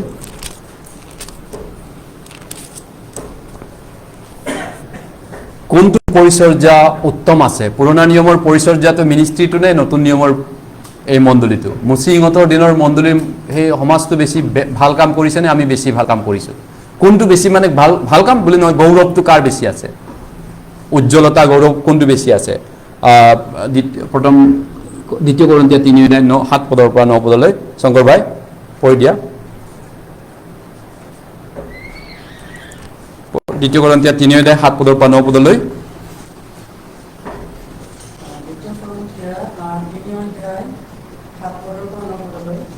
পাছে মৃত্যুৰ যি পৰিচৰ্যা কথা আগৰে প্ৰমাণিত হ'ল সেয়ে যদি এনে শান্তিযুক্ত হৈছিল যে ইছৰাইলৰ প্ৰাসাদবিলাকে মুচিৰ মুখলৈ একেবাৰে চাব নোৱাৰিলে যদিও সেই কান্তি ক্ৰমান্বয়ে কমি গৈছিল তেন্তে আমাৰ পৰিচৰ্যা তাতকৈও কান্তিযুক্ত নহ'বনে কিয়নো দণ্ডায়িকাৰ পৰিচৰ্যা যদি কান্তিযুক্ত হয় তেন্তে ধাৰ্মিকতাৰ পৰিচৰ্যা তাত অধিক কান্তিযুক্ত হয় থেংক ইউ গতিকে মুচিয়ে ঈশ্বৰৰ পৰা 10 আজ্ঞা পাইছিল হিলৰ পলি পাইছিল নহয়নে মাউণ্ট চাইনাই সিনাই পৰ্বতত গতিকে তেওঁ যেতিয়া সিনাই পৰ্বতৰ পৰা নামি আহিছিল এই দুটা হিলৰ ফলি লৈ পিনি 10 আজ্ঞা ফলিখন লৈ পিনি টেবলেটটো লৈ পিনি stone of tablet yes tablet হিলৰ ফলি তেওঁৰ মুখখন কেনেকুৱা হৈছিল স্বৰ্গদূতৰ দৰে জিলিকি গৈছিল এঞ্জেলৰ দৰে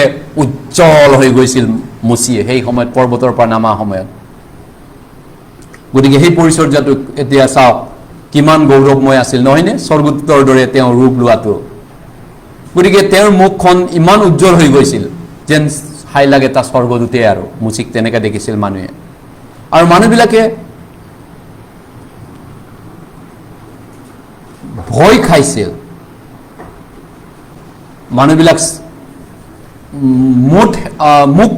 মাত হেৰাই গৈছিল সেই সময়ত ইজৰাইল মানুহবিলাক মুচিক সেই অৱস্থাত দেখি পিনি আৰু ভয়ত পেপা লাগিছিল স্বৰ্গদূতক চালো বুলি ঈশ্বৰক চালো বুলি সেইটো যিটো পৰিচৰ্যা সন্মানীয় নাছিল নে বহুত গৌৰৱৰ বিষয় নাছিল নে ঈশ্বৰৰ আগত তেনেকৈ থিয় হ'ব পৰাটো কিমান গৌৰৱৰ সন্মানৰ বিষয় আছিল গ্লৰিয়াছ কান্তি মহিমা গৌৰৱৰ বিষয় আছিল মুচিক দিয়া এই কামটো কিন্তু এতিয়া আমাক মণ্ডলীক যিটো দিছে সুৱতুই বিয়পাই দিয়া সেইটো জানো সৰু কাম জানো আমাৰ মণ্ডলীক এতিয়া কৈছে গস্পেল প্ৰচাৰ কৰা তোমালোক এই কাৰণে ৰাখিছোঁ পৃথিৱীত আমাৰ দায়িত্বটো এতিয়া মুচিতকৈ সৰু বুলি ভাবে নেকি ঈশ্বৰে আপোনাক মোক যি দায়িত্ব দিছে হেৰুৱা আত্মা বচোৱা তোমালোকে এটা আত্মা বচোৱা এটা প্ৰাণ বচোৱা এইটো আমাক দায়িত্ব দিছে সেইটো জানো মুচিতকৈ সৰু কাম তাতকৈ বেছি গৌৰৱময় বেছি গৌৰৱৰ পৰা গৌৰৱৰ অধিক কাম বুলি ইয়াত লিখিছে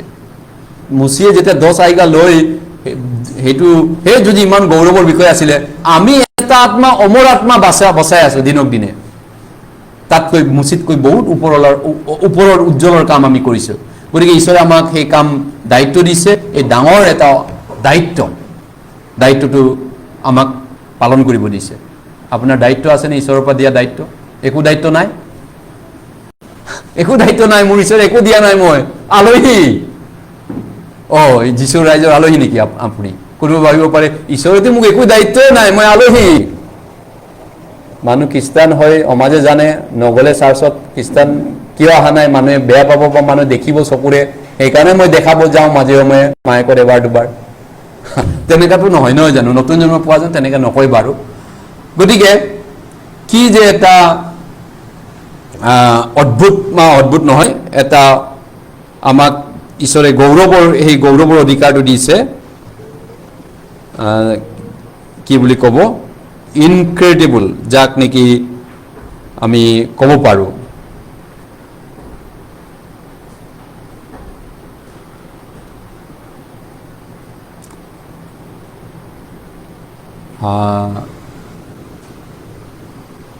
অতুলনীয় বা অসীম বা অনন্য অনুগ্ৰহ আৰু লগতে প্ৰিভিলেজ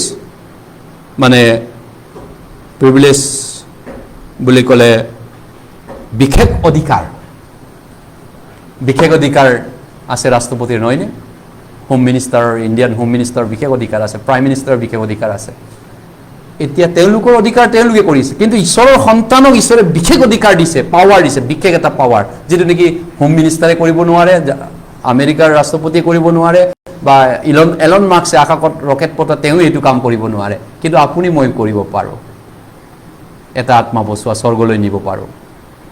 তেওঁলোকে নোৱাৰে এইটো কাম। সেইটো বিশেষ অধিকাৰ ঈশ্বৰৰ সন্তানকে দিয়া হৈছে। গতিকে সেই বিশেষ অধিকাৰটো, হেৰুৱা আত্মা বচোৱাটো তেওঁৰ ভাল কাম কৰ্মৰ যোগেদি। গতিকে আমাৰ ভাৱনাতকৈ যিটো গিফ্ট, গতিকে আমি সেই গিফ্ট আনন্দৰে আঁকোৱালি ল'ব লাগে। এই শুভবাতৰি প্ৰচাৰ কৰাৰ দায়িত্বটো মণ্ডলী ঈশ্বৰৰ কাম কৰিবলৈ দায়িত্ব দিছে। ইয়াত শুবলৈতো অহা নাই, আমি দেওবাৰে টাইম পাছ কৰিবলৈ অহা নাই, বা এনেই কাম নাই বন নাই, মানুহে কি ক'ব বুলি গীৰ্জাত দেখা দিব যাওঁ, গীৰ্জাত অলপমান টাইম পাছ কৰিব যাওঁ, বহিব যাওঁ, একো কাম নাই এইটো মণ্ডলী তেনেকুৱা বুলি ভাবে নেকি? শুভবাতৰি প্ৰচাৰৰ ডাঙৰ দায়িত্ব এটা দিছে। যোৱা দেওবাৰে আমি শিকিছিলোঁ, যোৱা তোমালোকে প্ৰচাৰ কৰা, বাক্য ঘোষণা কৰা, সমুদায় সৃষ্টিৰ আগত মাকে কৈছে, সকলো জাতিৰ আগত মতিয়ে কৈছে, আৰু দ্বিতীয় তিমথেই কৈছে বাক্য ঘোষণা কৰা। সময় বুলি চাবলৈ নাই, বাক্য ঘোষণা কৰা মণ্ডলীক দায়িত্ব দিছে। গতিকে সেই কামটো কৰিবলৈ আমি আনন্দ ফূৰ্তিৰে ল'ব লাগিব। সেই দায়িত্বটো আনন্দৰে ফূৰ্তিৰে সমৰ্পিতভাৱে গ্ৰহণ কৰিব লাগিব। ঈশ্বৰে মোক, প্ৰভুৱে মোক দিছে দায়িত্ব। নে আজিলৈকে জানাই নাই নেকি? আজিয়ে এইটো শুনিছোঁ, আজিয়ে গম পালোঁ। আমাৰো দায়িত্ব আছে নেকি মণ্ডলী? হয়, ৰিয়েলি আজিয়ে গম পালেনে আপুনি? গতিকে এতিয়া উদ্ধাৰ পোৱাৰ পিছত, নতুন জন্ম পোৱাৰ পিছত, নতুন জন্ম নোপোৱা মানুহবিলাকতো কৈ লাভ নাই, নহয় জানো? তেওঁলোককতো কি শিকাব? তেওঁলোক এইটো বুজি নাপাব। গীতমালা 51:12 তেওঁলোকে প্ৰথমতে নতুন জন্ম ল'ব লাগিব। যোনে নতুন জন্ম পোৱা নাই তেওঁলোকে ঈশ্বৰক সেৱা কৰিব নোৱাৰে। প্ৰথমতে ঈশ্বৰৰ পৰা সেৱা পাব লাগিব, যীশুৰ পৰা। গীতমালা 51, Psalm number 51.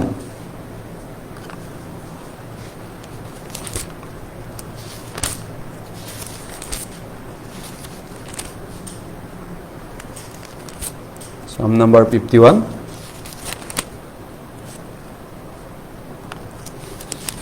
বাৰপদ 51:12 গীতমালা 51:12 তোমাৰ পৰিত্ৰাণৰ আনন্দ মোক পুনৰাই দান কৰা আৰু উদাৰ আত্মা দি মোক ধৰি ৰাখা। খুব সুন্দৰ বাইবেল পদ, নহয়নে? দাউদে প্ৰাৰ্থনা কৰিছিল, তোমাৰ পৰিত্ৰাণৰ আনন্দ মোক পুনৰ এবাৰ দিয়াগে। পৰিত্ৰাণৰ আনন্দ, জয় অফ চেলভেশ্যন, আনন্দ। গতিকে দাউদৰ প্ৰাৰ্থনা কেনেধৰণৰ প্ৰাৰ্থনা? কৈছে মোক পৰিত্ৰাণৰ আনন্দ লাগে। দাউদে পইচা খোজা নাই, সন্মান খোজা নাই, কিবা বিচৰা নাই। তেওঁ কৈছে মোক পৰিত্ৰাণৰ আনন্দ লাগে মানুহক তোমাৰ বিষয়ে প্ৰচাৰ কৰিবলৈ। Joy of salvation. গতিকে ঈশ্বৰক তেওঁ খুজিছে, ঈশ্বৰ মোক সহায় কৰা যাতে মই আনন্দিত এটা হৰ্কিত মনেৰে তোমাক সেৱা কৰিব পাৰোঁ। বোজা লৈ, বেজাৰ লৈ চাৰ্চত আহি উপায়হীনভাৱে, উপায় নাইকিয়াত আহিছোঁ, এটা বাৰ্ডেন, বোজা, তেনেকুৱা নহয়। ফূৰ্তি, আনন্দ, মতলীয়া ঈশ্বৰক সেৱা কৰিব পোৱাটো, ঈশ্বৰৰ বাক্য, ঈশ্বৰৰ কথা শুনিব পোৱাটো, ঈশ্বৰৰ মতে চলিব পোৱাটো। কোনোবাই জোৰ জবস্তি কৰি পিনি সেৱা কৰিলেতো নহ'ব। কৈছে মইতো জোৰ কৰা নাই কাকো, নিজৰ ইচ্ছা এইটো। যাৰ যাৰ মন আছে, যাৰ যাৰ ইচ্ছা আছে, আমি ফৰ্চ কৰিব নোৱাৰোঁ, কাকবাই তেল মাৰিব নোৱাৰোঁ। তেল মাৰা, ফুচলোৱা এইটো শয়তানৰ কাম, আদিৰ পৰা এডেন বাৰীৰ পৰা কৰে। সত্যত থকাজনে তেল মাৰিবও নালাগে, ফুচলাবও নালাগে। সেইটো নিজৰ এটা দায়বদ্ধতা। উদ্ধাৰ পাইছোঁ যদি আপুনি মই উদ্ধাৰ পাইছোঁ যদি এটা সেৱা কৰাটো, আনন্দৰে সেৱা কৰাটো প্ৰত্যেকৰে এটা দায়বদ্ধতা। গতিকে দাউদে এইটো অভিজ্ঞতা পাইছিল। কেনেকুৱা অভিজ্ঞতা?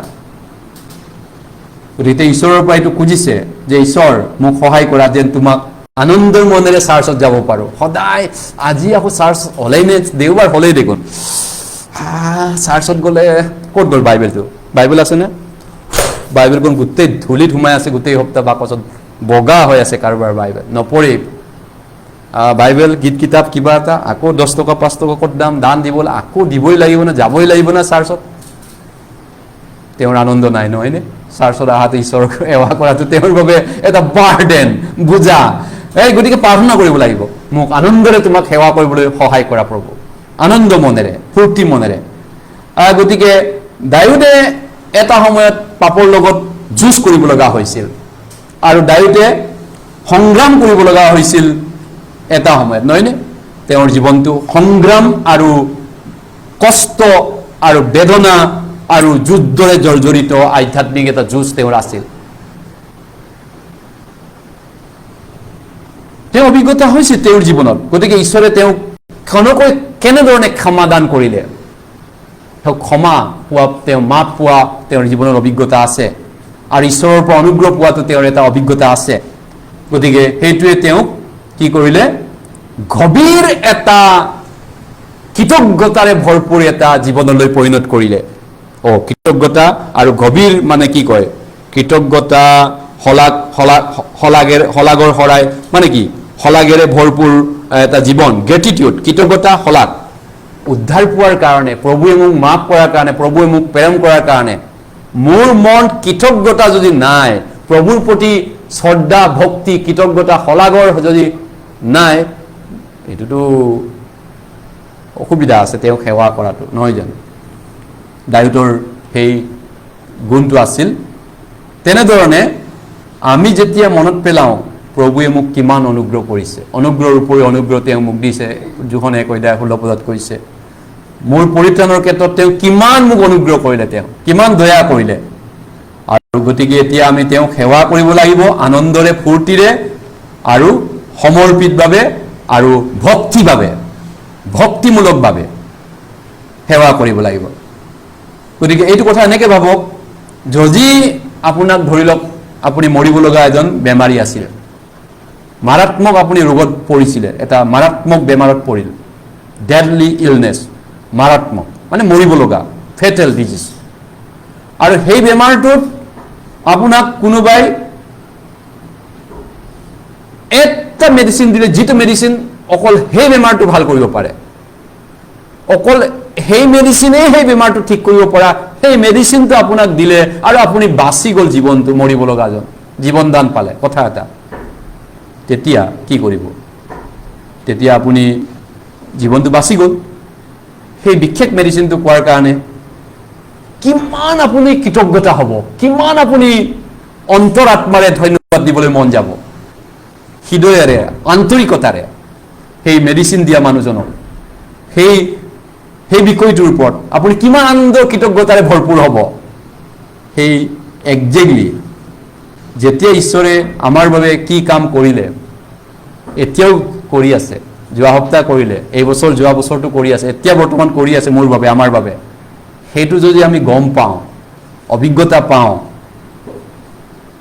তেওঁক সেৱা কৰাটো বাৰ্ডেন নহয় তেতিয়া তেওঁক ছাৰ্ভিচ দিয়াটো বুজা নহয় চাৰ্চত অহাটো পেলেচবত ঘৰে ঘৰে যোৱাটো বা কিবা এটা কৰাটো দান বৰঙণি চেমিনাৰত অফাৰিং কৰাটো দান তেওঁক দিয়াটো তেওঁৰ গীত গোৱাটো তেওঁৰ কাৰণে প্ৰভুৱাটো প্ৰচাৰ কৰিবলৈ গাঁৱে বুৱে লাইন নোহোৱা জেগাটো মহ কামুৰি গৰমত ঘাম ওলাই অৱস্থা নাই দুখ কষ্ট কৰাটো বাৰ্ডেন নহয় তেওঁৰ মৰম দয়াৰ প্ৰতি যদি আমাৰ কৃতজ্ঞতাৰে ভৰা এটা হৃদয় যদি আছে বাৰ্ডেন নহয় বুজা নহয় এইটো আনন্দৰ বিষয় তেওঁক যে সেৱা কৰিব পাইছোঁ তেওঁৰ কাৰণে জীয়াই থাকিব পাইছোঁ তেওঁৰ যে সুযোগ দিছে গতিকে এইটো অকল বাধ্যবাধকতাৰ কথাৰ বিষয় নহয় তেওঁক সেৱা কৰাটো বা সুবিধা পাম বুলি নহয় মই সুবিধা পাম নেকি যে তেওঁৰ মোক কিবা দিব নেকি তেনেকুৱা নহয় কিন্তু গতিকে আমাৰ যিটো বাধ্যতা আৰু মৰম তেওঁৰ প্ৰতি প্ৰেম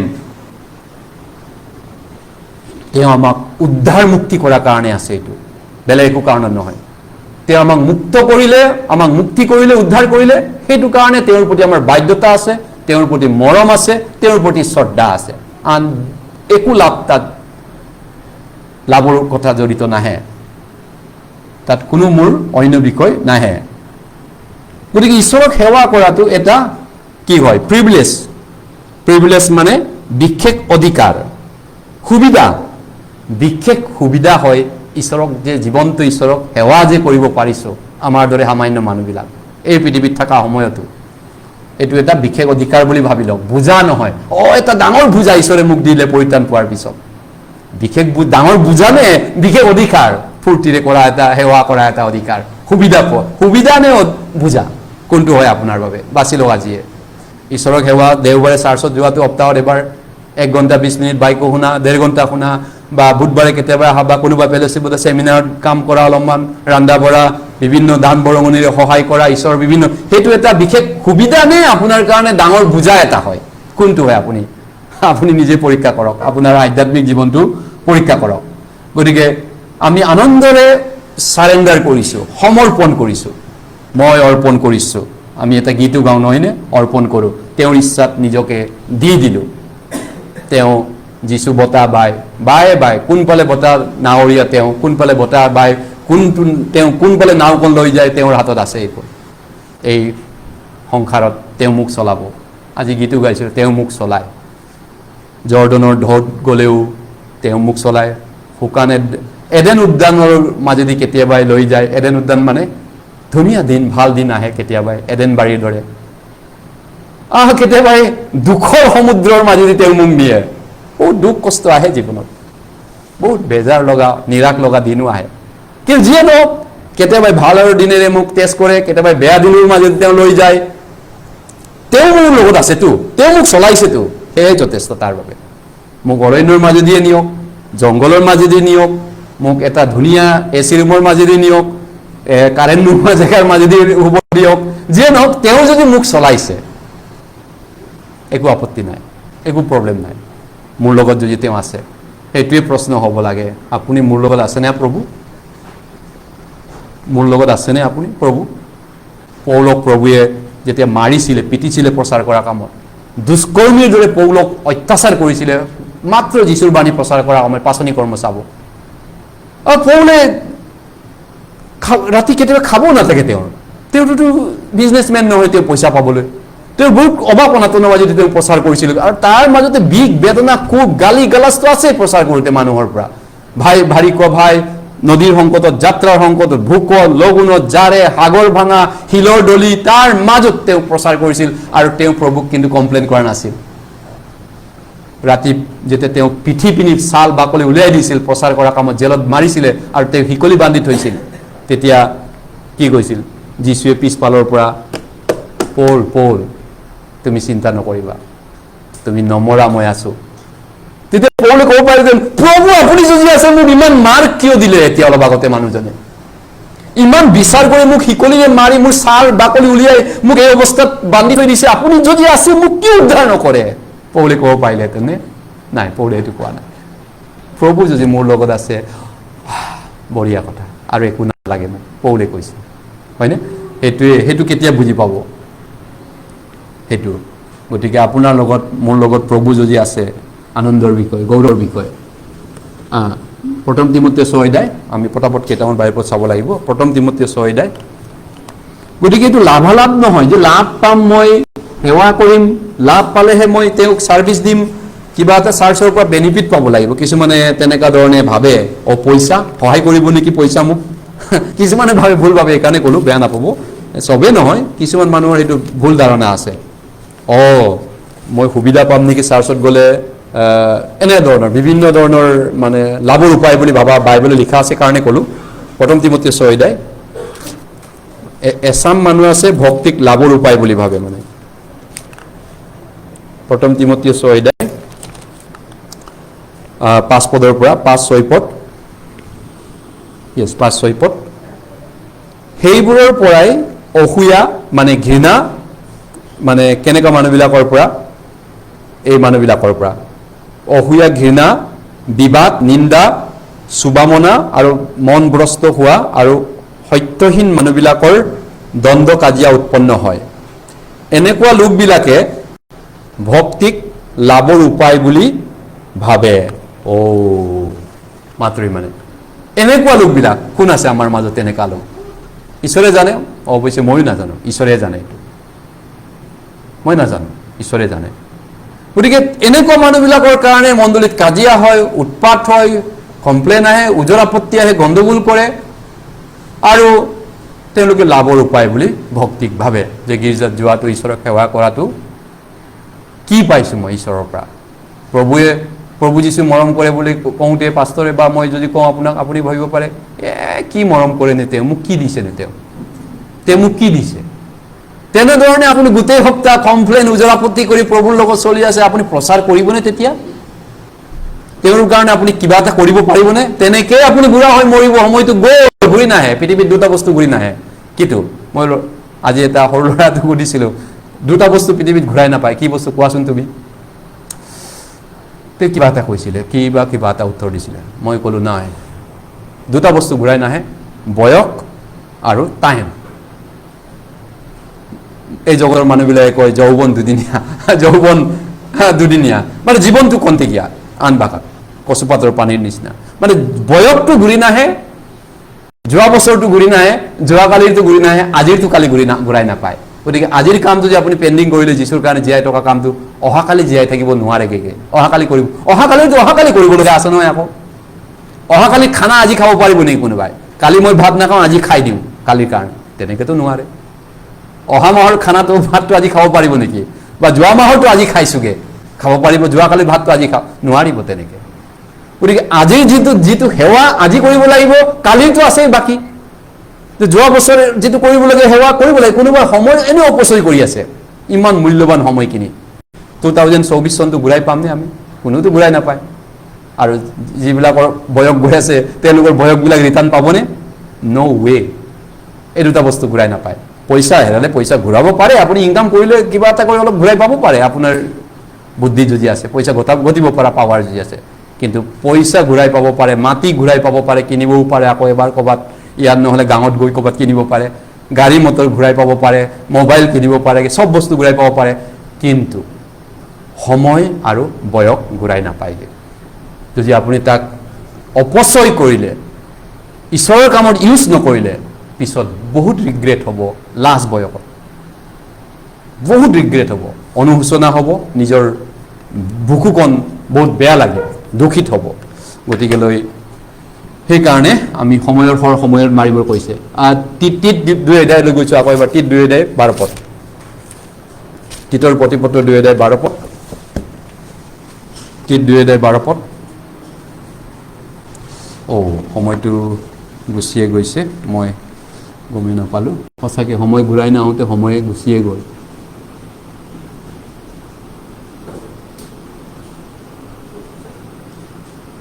টিত 2 অধ্যায় 12 পদ। পটাপট মাত্ৰ মই আৰু 3টা বাইবেল পদ চাই পিনি শেষ কৰিব লাগিব। টিত 2 অধ্যায় 12 পদ। আৰু আমি ভক্তি লংঘন আৰু সাংসাৰিক অবিলাস অস্বীকাৰ কৰি গম্ভীৰ, ধাৰ্মিক আৰু ভক্তভাৱে এই বৰ্তমান সংসাৰত যেন জীৱন যাপন কৰোঁ। ভক্তিহীন, ভক্তি লংঘন আৰু সাংসাৰিক অবিলাস, জগতৰ মানুহৰ নিচিনা আমিও জীৱন যাপন কৰাটো ঈশ্বৰে কেতিয়াও নিবিচাৰে আমাৰ পৰা। আমি ঈশ্বৰৰ মানুহ, স্বৰ্গ ৰাইজৰ মানুহ। আমি জগতৰ পৰা টোটেলি পৃথক হ'ব লাগিব। ৰোমিয়া 12 কৈছে, জগতৰ অনুৰূপ নহবা, জগতৰ পৰা পৃথক হোৱা, জগতৰ পৰা সম্পূৰ্ণ বেলেগ হোৱা। আন্ধাৰ আৰু পোহৰ কেতিয়াও মিলন হ'ব নোৱাৰে। বেলিয়াল আৰু খ্ৰীষ্টৰ কেতিয়াও মিলন হ'ব নোৱাৰে। স্বৰ্গ আৰু নৰক কেতিয়াও একেলগে থাকিব নোৱাৰে। কিন্তু আপোনালোকে কিয় জগতৰ মানুহৰ লগত ইমান মিলা মিছা? জগতৰ লগত বন্ধু নাপাতিবা, বাইবেলে কৈছে। জাকুব 4 অধ্যায়ত কৈছে, যোনে জগতৰ বন্ধু পাতে সি ঈশ্বৰৰ শত্ৰু নিজকে কৰি লয়। ঈশ্বৰৰ বন্ধু নে আপুনি? হয়, বন্ধু হ'ব। আব্ৰামক ঈশ্বৰে কৈছিলে, মোৰ মিতিৰ হয় আব্ৰাম, মোৰ বন্ধু হয়, বেষ্ট ফ্ৰেণ্ড আব্ৰামক। কাৰণ আব্ৰাম জগতৰ লগত বন্ধু নাছিল, জগতৰ পৰা পৃথক আছিল তেওঁ। কিন্তু জগতৰ বন্ধু বান্ধৱৰ লগত হলি গলি, জগতৰ নিচিনা একদম হানা পিটিকা। আপুনি দেওবাৰে মাত্ৰ চাৰ্চত খ্ৰীষ্টান বুলি মনত পেলাই গোটেই সপ্তাহ জগতৰ লগত সোমাই, কোনো ভাই ভনী খবৰ নলয়, ভাই ভনী মৰিছেনে জিছেনে, পাষ্টৰে জিছেনে মৰিছেনে, খাবৰ নাই, খাৰ নাই, দায়িত্ব নাই, আপুনি কৈছে ঈশ্বৰে সেইবিলাক সুধিছিলা কয়েন ঐ তোমাৰ ভাইৰা ক'ত গ'ল কয়েনে কি কৈছিল মোৰ ভাইৰা ৰখিয়া নেকি মই কি জানো সি কি কৰিছে মই কি দৰকাৰ আছে ঈশ্বৰে কি কৈছিল গতিকেলৈ আমি জগতৰ পৰা পৃথক জগতৰ পৰা বেলেগ আমাৰ ঈশ্বৰৰ মানুহবিলাকৰ লগত আমাৰ টাৰ্মছ আছে ৰিলেশ্যন আছে নহয়নে জগতৰ লগত কিবা এটা কাঠিৰত আমি আছো আৰু তেওঁলোকৰ লগত সেইটো জগতৰ লগত চলিব লাগে কাৰণে সেইখিনি ৰিলেশ্যন আছে যাতে তেওঁক মই কেতিয়াবা প্ৰচাৰো কৰিব পাৰোঁ নেকি সেইকাৰণেহে তেওঁৰ লগত লেনদেন কৰোঁ বা কথা পাতোঁ বা কামৰ খাতিৰত অলপমান ব্যৱহাৰ ভালকৈ কৰি আছোঁ তাৰ বাহিৰে কি কাম আছে জগতৰ মানুহৰ লগত কিবা বেলেগ কাম আছে মোৰ মতেতো একো কাম নাই কিবা এটা কৰ্মক্ষেত্ৰৰ বাহিৰে আৰু তেওঁক প্ৰচাৰ কৰাৰ ক'ৰবাত সুবিধা পাম নেকি এই দুটাৰ বাহিৰে আৰু জগতৰ মানুহৰ লগত কিবা এটা টাইম পাছ কৰাৰ কিবা কাৰণ আছে বুলি ভাবেনে আমাৰ মইতো একো কাৰণ দেখা নাই কিন্তু জগতৰ মানুহৰ লগত টাইম পাছ কৰা সময় নষ্ট কৰা মই একো কাৰণেই পোৱা নাই তেওঁ কৰ্মক্ষেত্ৰৰ বাহিৰে আৰু তেওঁক প্ৰচাৰ কৰাৰ খাতিৰত কিবা এটা সহায় কৰাৰ বাহিৰে তাৰ বাহিৰে আমি আন সময় নষ্ট নকৰোঁ ঈশ্বৰৰ মানুহবিলাক অসমত চুকে কোণে ঢেৰ আছে গুৱাহাটীত আছে বা য'ত য'ত আছে আমি তেওঁলোকক লৈ ব্যস্ত আৰু হেৰুৱা আত্মা প্ৰচাৰ কৰাক লৈ ব্যস্ত গীতমালা 116 সময়টো গ'ল পটাপট শেষ 116 নম্বৰ গীত মই দুখিত আপোনালোকে বহুতেই সপ্তাহত এবাৰে আহে সেইকাৰণে অলপমান বাইবেলটো শিকাটো দৰকাৰ তেওঁলোকৰ খাতিৰত যদিও মই শ্বৰ্ট কৰিব বিচাৰোঁ কিন্তু যিহেতু আমি সপ্তাহত ডেইলি ৰেগুলাৰ ফেলোশ্বিপ পালেতো ভাল গধূলা গধূলা সদায় গোট খাব পাৰিলে বা 3বাৰ 4বাৰ গোট খাব পাৰিলে 116 নম্বৰ গীত 12 পদ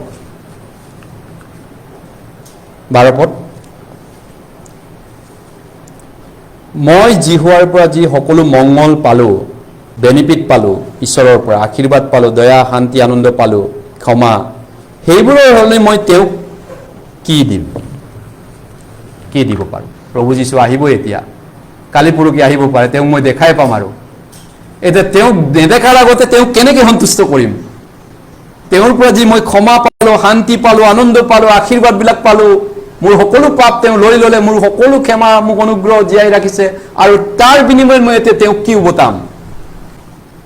উভতাব য়েছ ছাৰ্ভিচ ঈশ্বৰৰ অনুগ্ৰহৰ লগত ৰিলেটেড আছে নহয়নে ঈশ্বৰৰ পৰা দয়া আশীৰ্বাদ পোৱাৰ লগত গতিকে গীত ৰচকে ইয়াত কৈছে গ্ৰেট এণ্ড এবাণ্ডেণ্ট ঈশ্বৰৰ পৰা প্ৰচুৰ অনুগ্ৰহ প্ৰচুৰ জীৱন মোৰ লাইফত মই পাইছোঁ তাৰ কাৰণে মই কৃতজ্ঞতাৰে ভৰপূৰ তেওঁৰ প্ৰতি হয় কেতিয়াবা দুৰ্বল কেতিয়াবা বেমাৰী কেতিয়াবা দুখীয়া হওঁ হয় হ'ব কেতিয়াবা মৰুলিখীয়াও লাগে হ'ব সেইটো হয় কেতিয়াবা অকলশৰীয়া লাগে সেইটো হয় কিন্তু তৎসত্ত্বেও তাৰ মাজতো তেওঁৰ যি মৰম দয়া অনুগ্ৰহ আনন্দ শান্তি গতিকে কেনেকৈ মই তাক উভতাম প্ৰভুক কেনেকৈ উভতাম তেওঁৰ পৰা যি সকলো মংগল পালোঁ মই গতিকে সেইটোৱে বুজায় যে সঁচা ছাৰ্ভিচ সঁচা সেৱা সেইজনে আগবঢ়াব পাৰিব ফ্ৰম বাধ্যবাধকতাত নহয় বাধ্যত পৰি মই ঈশ্বৰৰ চাৰ্চত গৈ আছোঁ বাধ্যত পৰি উপায়হীন হয় কৃতজ্ঞতাৰ কাৰণে কৃতজ্ঞতা গ্ৰেটিটিউড গতিকে মোৰ অন্তৰ ধন্যবাদেৰে ভৰা ফুল অন্তৰ এখন আছে কাৰ প্ৰতি প্ৰভুৰ প্ৰতি গতিকে সেইকাৰণে তেওঁক সেৱা কৰিছোঁ বাধ্যত পৰি নহয় হয়তো মই অৱশ্যে মোৰ পাৰ্চনেলি পাৰৰ পৰা মই কাকো বাধ্য নকৰোঁ আচলতে ফৰ্চ নকৰোঁ ফৰ্চটো ভাল নহয় জানো ফৰ্চ কৰাও নাই কাকো গতিকে যিসকলে ঈশ্বৰৰ পৰা পৰিত্ৰাণ পাইছে ঈশ্বৰক সেৱা কৰিছে নেচাৰেলি সেৱা কৰি আছে যিসকলে ঈশ্বৰৰ পৰা পৰিত্ৰাণ চেলিব্ৰেশ্যন পাইছে নৰ্মেলি নেচাৰেলি ঈশ্বৰক থেংক ইউ দিবলৈ মন গৈ আছে আৰু দি আছে কৰি আছে সেইটো নেচাৰেলি হয় আনন্দিত মনেৰে প্ৰভুৰ প্ৰতি প্ৰত্যুত্তৰ দিছে আনন্দিত মনেৰে গতিকে অসীম তেওঁৰ মৰম অপৰিসীম মৰম গতিকে এইটো তেওঁৰ ইমান মৰম তেওঁৰ ইমান প্ৰেম মোৰ কাৰণে বুজানে বাৰ্ডেন নে কোনোবা যদি ইমান মোক ভাল পায় ইমান মোক প্ৰেম কৰে সেইজন মোৰ কাৰণে সেইজন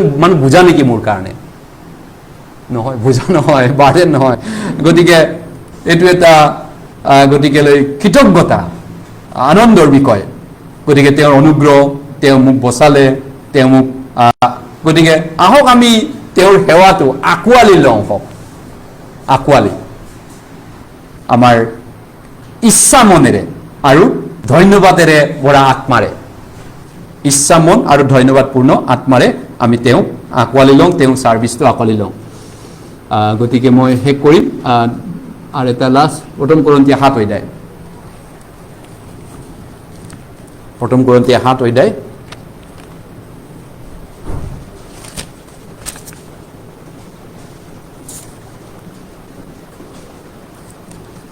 1 Korinথিয়া 7 অধ্যায় 7 পদ, ভাৰ্চ 7 to 7, 1 Korinথিয়া 7 অধ্যায় 7 পদ।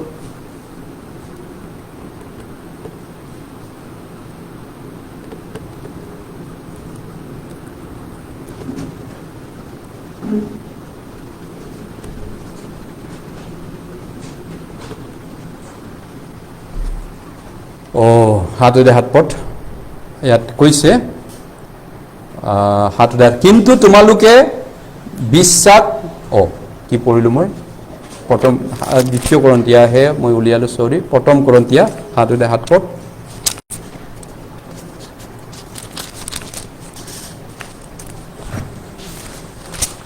পদ।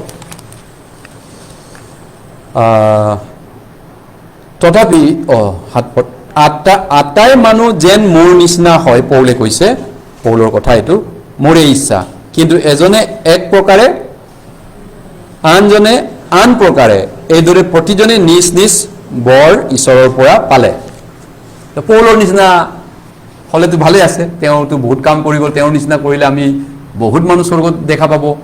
কিন্তু তেওঁ কৈছে সি যি কি নহওক তেনেকুৱাটো হ'লেতো ভালেই আছিল, কিন্তু যদিও হ'ব নোৱাৰে, কিন্তু ঈশ্বৰে আমাক গিফ্টটো দিছে প্ৰত্যেকজনকে, আৰু এইটো ইম্পৰ্টেণ্ট, নিজৰ ইউনিক এবিলিটিটো জনাটো, বিশেষত্ব যিটো সামৰ্থ্য আছে, মোৰ কি সামৰ্থ্য আছে।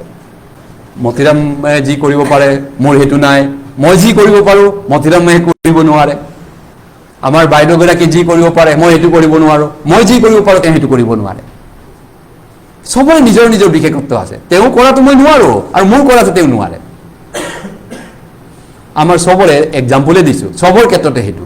গতিকে বিশেষ বিশেষ সামৰ্থ্য আমাৰ লগত ঈশ্বৰে দিছে, এবিলিটি দিছে। গতিকে কিছুমানে খুব, মই ইতিমধ্যে ক'লোঁ, ধন দৌলত গতিবৰ কাৰণে গিফ্ট আছে ঈশ্বৰৰ। অৱশ্যে আমাৰ মণ্ডলীত খুব কম মানুহে আছে নেকি নাজানো, কোনোবা আছে যদি নাজানো, আৰু ধন দৌলত গতিব পৰা, সা সম্পদ আৰ্জন কৰিব পৰা, পইচা ইনকাম কৰিব পৰা মানুহ, চবেইটো নোৱাৰে এইটো কৰিব। কিছুমানৰ আছে, কিছুমানে জানে ইনকাম কৰিবলৈ, আৰু কিছুমানক গান গাব পৰা, মিউজিক, কলা কৃষ্টি গীত দিছে, প্ৰতিভা দিছে, টেলেণ্ট দিছে, খুব হৃদয়স্পৰ্শী মনোমোহা গীত গাব পৰা চাৰ্চত, নহয়নে? এনেধৰণে কিছুমানক উদগনি দিয়া, খা খবৰ লোৱা, ভাই ভনীক প্ৰাৰ্থনা কৰিব, বাইবেল পঢ়িবলৈ এনকাৰেজ কৰা, কিছুমানক শিক্ষা দিব পৰা গীত দিছে। কিন্তু মোৰ পৰা নহয়, আপোনাৰ পৰা নহ'ব, কাক বাই তেওঁ বাছে শিক্ষা দিব পৰা গীতটো জন্মৰ পৰা নাই, তেওঁ দিয়ে সেইটো পৰিত্ৰাণ পোৱা সময়ত।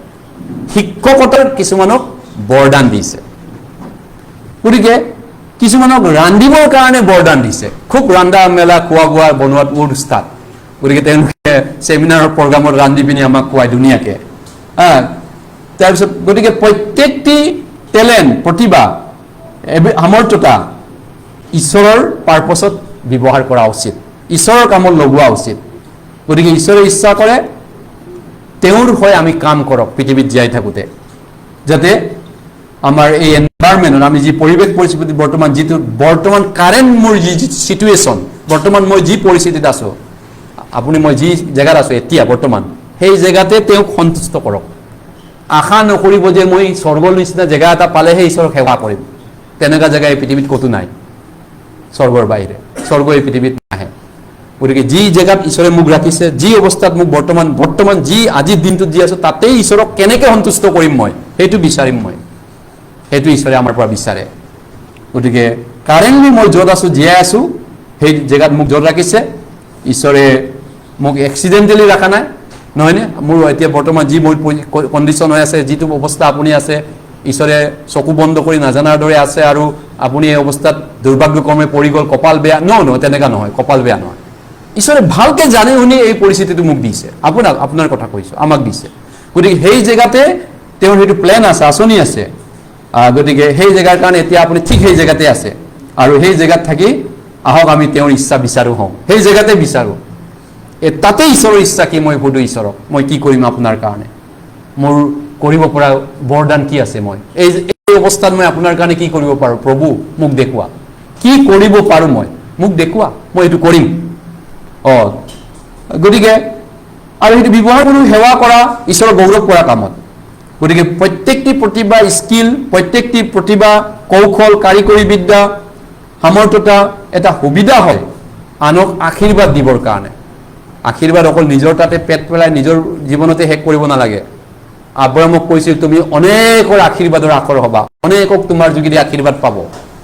ঈশ্বৰৰ মানুহ অনেকক আশীৰ্বাদ প্ৰাপ্ত কৰিব পাৰিব লাগে। মোৰ ওচৰ চুবুৰীয়া চাৰিওফালে অনন্ত জীৱন পাব পৰা মোৰ বন্ধু বৰ্গ, মোৰ চিনাকি, কেনেকৈ এনকাৰেজ কৰিব পাৰোঁ, কেনেকৈ প্ৰাৰ্থনাত সহায় কৰিব পাৰোঁ, আমি আনৰ কাৰণে আশীৰ্বাদ হ'ব লাগিব, আৰু ঈশ্বৰৰ ৰাজ্যটো এডভান্স কৰি দিব পৰা হ'ব লাগিব, আগুৱাই দিব পৰা। গতিকে যিটো গীত ঈশ্বৰে আপোনাক দিছে বুলি অনুভৱ কৰিছেনে? তেনেকুৱা কিবা এটা বৰদান আপোনাৰ লগত ঈশ্বৰে সামৰ্থ্যতা আছে বুলি ভাবেনে? কিবা এটা নে জিৰ', একো নাই? ঈশ্বৰ ভাবিছে ঈশ্বৰে মোক একোৱে দিয়া নাই, অকল মই কামাই কৰি পেটটোৱে পুহিব জানো, আৰু তাৰ বাহিৰে মোৰ একো নাই। পেটে ঈশ্বৰ নহয় জানো? গতিকে ঈশ্বৰে দিছে নে নাই দিয়া আপুনি ঈশ্বৰক সুধি চালে ঈশ্বৰে ক'ব আপোনাক ঈশ্বৰে কি দিছে।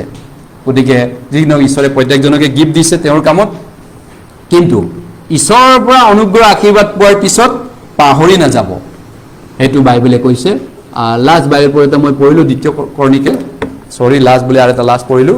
মানে কোনোবা এজন মানুহ আছে ঈশ্বৰৰ পৰা আশীৰ্বাদ পাই পিনি পাহৰি গ'ল আকৌ, সেইটো বহুত বেয়া কথা। প্ৰাৰ্থনাৰ উত্তৰ পালে আজিয়ে পাহৰি গ'ল, আজিয়ে ঈশ্বৰে ডাঙৰ বিপদৰ পৰা তেওঁক বচালে, ৰাতিয়ে পাহৰি গ'ল তেওঁ, সেইটো বহুত বেয়া কথা বাইবেলে কৈছে। তেনেকুৱা এজন ৰজাৰ কথা বাইবেলে কৈছে, 2 বংশাৱলী নহয়, কিমান ক'লোঁ, 2 বংশাৱলী 32 অধ্যায়, এইটো হ'লে অন্তিম বাইবেল পদ।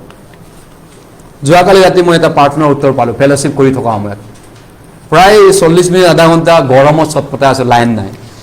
7:10-15 মিনিট ঈশ্বৰক মই চিৰিয়াছলি প্ৰাৰ্থনা কৰিছোঁ। এতিয়া মই তোমাৰ বাইকক ক'ব আহিছোঁ ফেলোশ্বিপ কৰি কৈছে, আন্ধাৰে মুন্ধাৰে ইয়াত বিচনীও দেখা নাপায়, লাইটো নাই, কি ফেলোশ্বিপ পাতিম।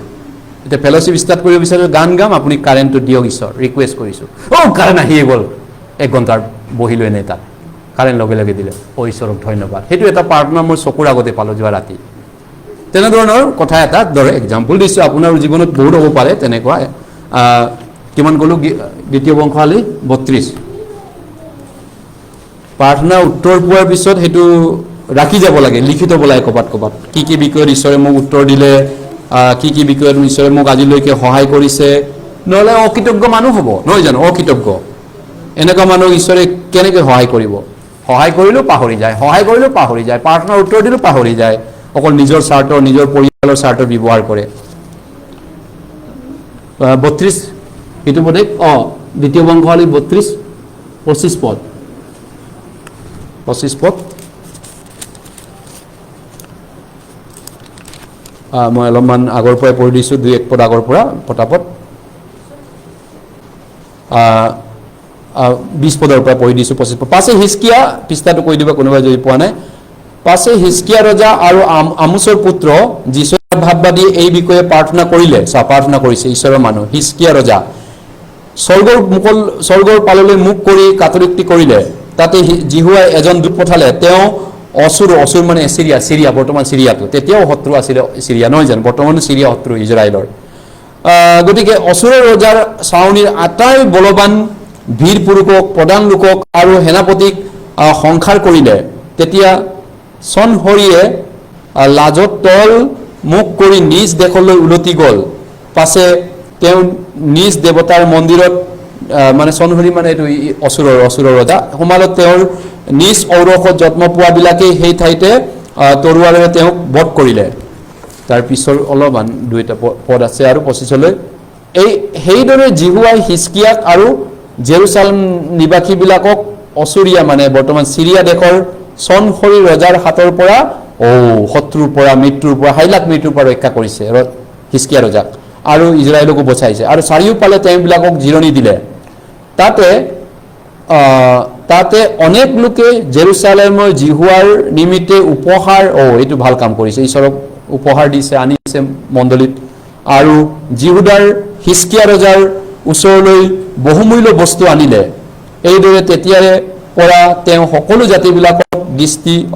জাতিবিলাকৰ দৃষ্টিত মহান হ'ল। কিন্তু ইয়াতে ভালে আছিল হিজকিয়া এইখিনি লৈ, কিন্তু 25ত তেওঁ গণ্ডগোল কৰিলে, 24-25 সেই সময়ত হিজকিয়া নৰিয়া কৰি মৰাৰ লগা হলত, মৰিব আৰু এতিয়া বেমাৰ মৰিব ঈশ্বৰে যদি নবচায়।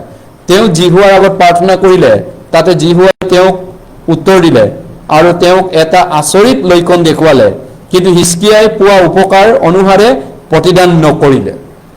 ঈশ্বৰৰ পৰা যি উপকাৰ পালে ঈশ্বৰক প্ৰতিদান ঘূৰাই নিদিলে, ঈশ্বৰে হিচাপো ৰাখিছে। ঈশ্বৰতো এজন পুৰুষ হয় না, তেওঁ হিচাপ কৰে ন। গতিকে কিয়নো তেওঁৰ হিজকিয়া মন গৰ্বী হ'ল, এই হেতুকে তেওঁ জিহুদাৰ আৰু জেৰুচালেমৰ ওপৰত জিহুৱাৰ ক্ৰোধ হ'ল। এইটো অন্তিম কথা। গতিকে এইটো ষ্টৰী, কাহিনীটো আমাক মনত পেলায় কিমান সত্যটোৰ কিমান শক্তি আছে। আমি যি পাইছোঁ সকলো ঈশ্বৰৰ অনুগ্ৰহৰ যোগেদি পাইছোঁ। পৰিত্ৰাণ পোৱাবিলাক সেইটো ক'ব পাৰে। যিবোৰ চাকৰি কৰে তেনেকৈ পাৰে, মই দৰমহা পাওঁ ইমান 50,000 মাহেকত, মই পাইছোঁ, মোৰ পইচা। নতুন জন্ম পোৱাজনে ক'ব পাৰিবনে? ঈশ্বৰে দিয়া মৰমত দিয়া এই 7 কোণেৰে ডিউটি কৰিব পাৰিছোঁ। লেঙেৰা লাপাংগা, পেৰালাইচিছ হোৱা নাই, ব্ৰেইনটো কিবা এটা হোৱা নাই, কাম কৰি খাব পৰা দিওঁতাজনে অক্সিজেন দি আছে কাৰণে কমাই কৰিছোঁ। তেওঁৱে দিয়া হয় গোটেই পইচাখিনি, তেওঁৱে দিয়া। ঈশ্বৰৰ পৰা পৰিত্ৰাণ পোৱাবিলাক সেইটো কয় আচলতে। গতিকে জগতৰ মানুহে এইটো নাজানে। গতিকে ঈশ্বৰে যি কি নহওক জিহুদা বংশটোক ৰক্ষা কৰিলে, এটা মিৰাকুল আচৰিত কৰ্মৰে বচালে অচৰীয়াবিলাকৰ হাতৰ পৰা, অচৰীয়া আৰ্মিবিলাকৰ পৰা, মিছৰীয়া আৰ্মিৰ, চিৰিয়া আৰ্মিৰ পৰা। আৰু তাৰপিছত হিজকিয়াও ঈশ্বৰৰ ওচৰত মৰিব লগা আছিল, কিন্তু হিজকিয়াৰ আয়ুকো ঈশ্বৰে বৃদ্ধি কৰি দিলে, এক্সটেণ্ড কৰি দিলে আয়ুকটো তেওঁৰ প্ৰাৰ্থনাৰ দৰে। কেইবাবছৰ তেওঁৰ আয়ুস বৃদ্ধি হ'ল। তাৰপিছত সেইটো তেওঁ মনত পেলাই ঈশ্বৰৰ প্ৰতি কৃতজ্ঞতা আৰু নম্ৰতাৰে মনত ৰাখিব লাগিছিল, নহয় জানো? ইমান এটা উপকাৰ ঈশ্বৰে কৰি দিলে, তেওঁ ঈশ্বৰৰ প্ৰতি তেওঁ ধন্যবাদেৰে উপচাই পেলাব লাগিছিলে। কিন্তু হিজকিয়া গমন্দি হ'ল, বাইবেলে কৈছে, বিৰাট অহংকাৰত উপন্দি উঠিল। তাৰপিছত এইটোৱে তেওঁক ঈশ্বৰৰ বিচাৰত পেলাই দিলে। এই অহংকাৰে হিজকিয়াৰ ওপৰত ঈশ্বৰৰ বিচাৰ পৰিল, জিহুদা আৰু হিজকিয়াৰ ওপৰত, জেৰুচালেমৰ ওপৰত। গতিকে এইটো এটা ডাঙৰ শিক্ষা হয় আমাৰ বাবে, যে আমাৰ পৰিত্ৰাণ সমস্তভাৱে ঈশ্বৰৰ অনুগ্ৰহ হয়। এন্টায়াৰলি গ্ৰেছ অফ গড, আমাৰ পৰিত্ৰাণটো ঈশ্বৰৰ দয়া হয়। আজি দিনটো ৰাতিপুৱাৰ পৰা এতিয়ালৈকে জীয়াই থকাটো সমস্তভাৱে তেওঁৰ দিয়া অক্সিজেনৰ কাৰণে হয়, গোটেইটো তেওঁৰ দিয়া দয়া হয়। উশাহটো তেওঁৰ কাৰণে লৈ আছোঁ, কাৰণে কামো কৰিব পাৰিছোঁ, খোজকাঢ়ি ইয়ালৈ আহিবও পাৰিছোঁ, হয়নে? সমস্ত তেওঁৰ দয়া হয়। গতিকে আমাৰ সামৰ্থ্যতা, আমি কথা ক'ব পাৰোঁ, আমি কাকবাই চাৰ্চত ঝাৰু মাৰিব পাৰোঁ, কাকবাই দিব পাৰোঁ, কিবা এটা সহায় কৰিব পাৰোঁ, তেওঁৱে দিয়া সেইটো পাৱাৰ হয়, তেওঁ দিয়া আশীৰ্বাদ হয়। তেওঁ নিদিয়া হ'লে সেইটো মই নোৱাৰিলোহেঁতেন আহিবলৈ ইয়াত। গতিকে এইটো এটা তেওঁ দিয়া আশীৰ্বাদ, তেওঁ দিয়া বৰদান। গতিকে আমি কেতিয়াও সেইটো পাহৰিব নালাগে। আজি দিনটো পুৱাৰ পৰা এতিয়ালৈকে জীয়াই থকাটো তেওঁৱে দিয়া হয়। গতিকে আমি সকলো তেওঁৰ পৰা, কৰোণা কৃপালুৰ পৰা, তেওঁৰ পৰা পাইছোঁ। আহক আমি মনত পেলাওঁ সদায় যে নম্ৰতাৰে, কৃতজ্ঞতাৰে তেওঁক সন্মান কৰোঁ, যিজনে আমাক ফ্ৰীলি সকলো গিফ্ট দিছে, সকলো ফ্ৰীকে চব দিছে আমাক, সেইজনক আমি শ্ৰদ্ধা কৰোঁ। আৰু আমি পাহৰা উচিত নহয় তেওঁৰ অনুগ্ৰহটো। তেওঁৰ অনুগ্ৰহটো কি কয়? We must never take his grace for granted. Granted মানে কি? তেওঁৰ অনুগ্ৰহ, তেওঁৰ দয়া আমি পালোঁ, পৰিত্ৰাণ পালোঁ, ঈশ্বৰে আমাক স্বৰ্গলৈ নিব, সেইটো গ্ৰান্টেড বুলি ভাবিব নালাগে। তাৰ মানে কি?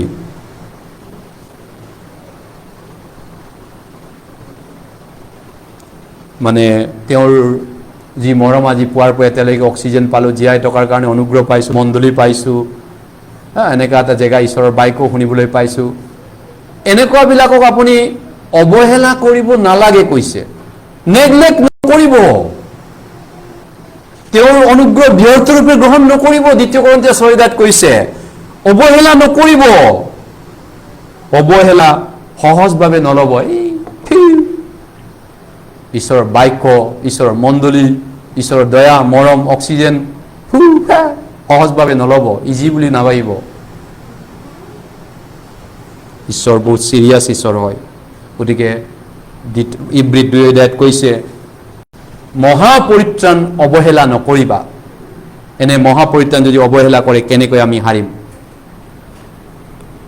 গতিকেলৈ আঁকোৱালি লওঁ হওক আমাৰ দৈনন্দিন জীৱনত ঈশ্বৰৰ মৰম প্ৰেমটো, কিমান তেওঁ মোক মৰম দয়া কৰিছে, কিমান আশীৰ্বাদ কৰিছে। আহক প্ৰাৰ্থনা কৰিছোঁ। মৰমীয়া দয়ালু পিতৃ, ধন্যবাদ দিছোঁ, তুমি আমাক সঁচাকৈ মৰম প্ৰেম কৰাৰ কাৰণে। আজি আমি নৰকৰ পৰা বাচি গ'লোঁ অনন্ত জীৱনৰ কাৰণে। আমি একো যোগ্য লোক নহয় প্ৰভু, কেৱল তোমাৰ অনুগ্ৰহ হয় এই সকলোবিলাক। তুমি আমাক মণ্ডলী দিছা, এই মণ্ডলী দিয়াৰ কাৰণে তোমাক আমি ধন্যবাদ দিছোঁ ঈশ্বৰৰ মণ্ডলীৰ কাৰণে। আমাক তুমি আশীৰ্বাদ কৰিছা এই মণ্ডলীৰ যোগেদি, তুমি জ্ঞান বিদ্যা দিছা আমাক লাগা জ্ঞান তুমি বিদ্যা আমাক দিছা। ধন্যবাদ এই সকলো অনুগ্ৰহ, সকলো মৰমৰ কাৰণে। এতিয়া আমি আমাৰ কৰণীয়খিনি আমাক জানিবলৈ সহায় কৰা। আমি কি কৰি ঈশ্বৰক সন্তুষ্ট কৰিব লাগে, আমাৰ দায়িত্ব কি প্ৰভু এই জীয়াই থকা বাকী বছৰত আমাক প্ৰত্যেকক শিকোৱা আৰু তাক পালন কৰিব পৰাকৈ আমাক সহায় কৰা। এই প্ৰাৰ্থনা প্ৰভু যীশুৰ নামত কৰিছোঁ, আমেন।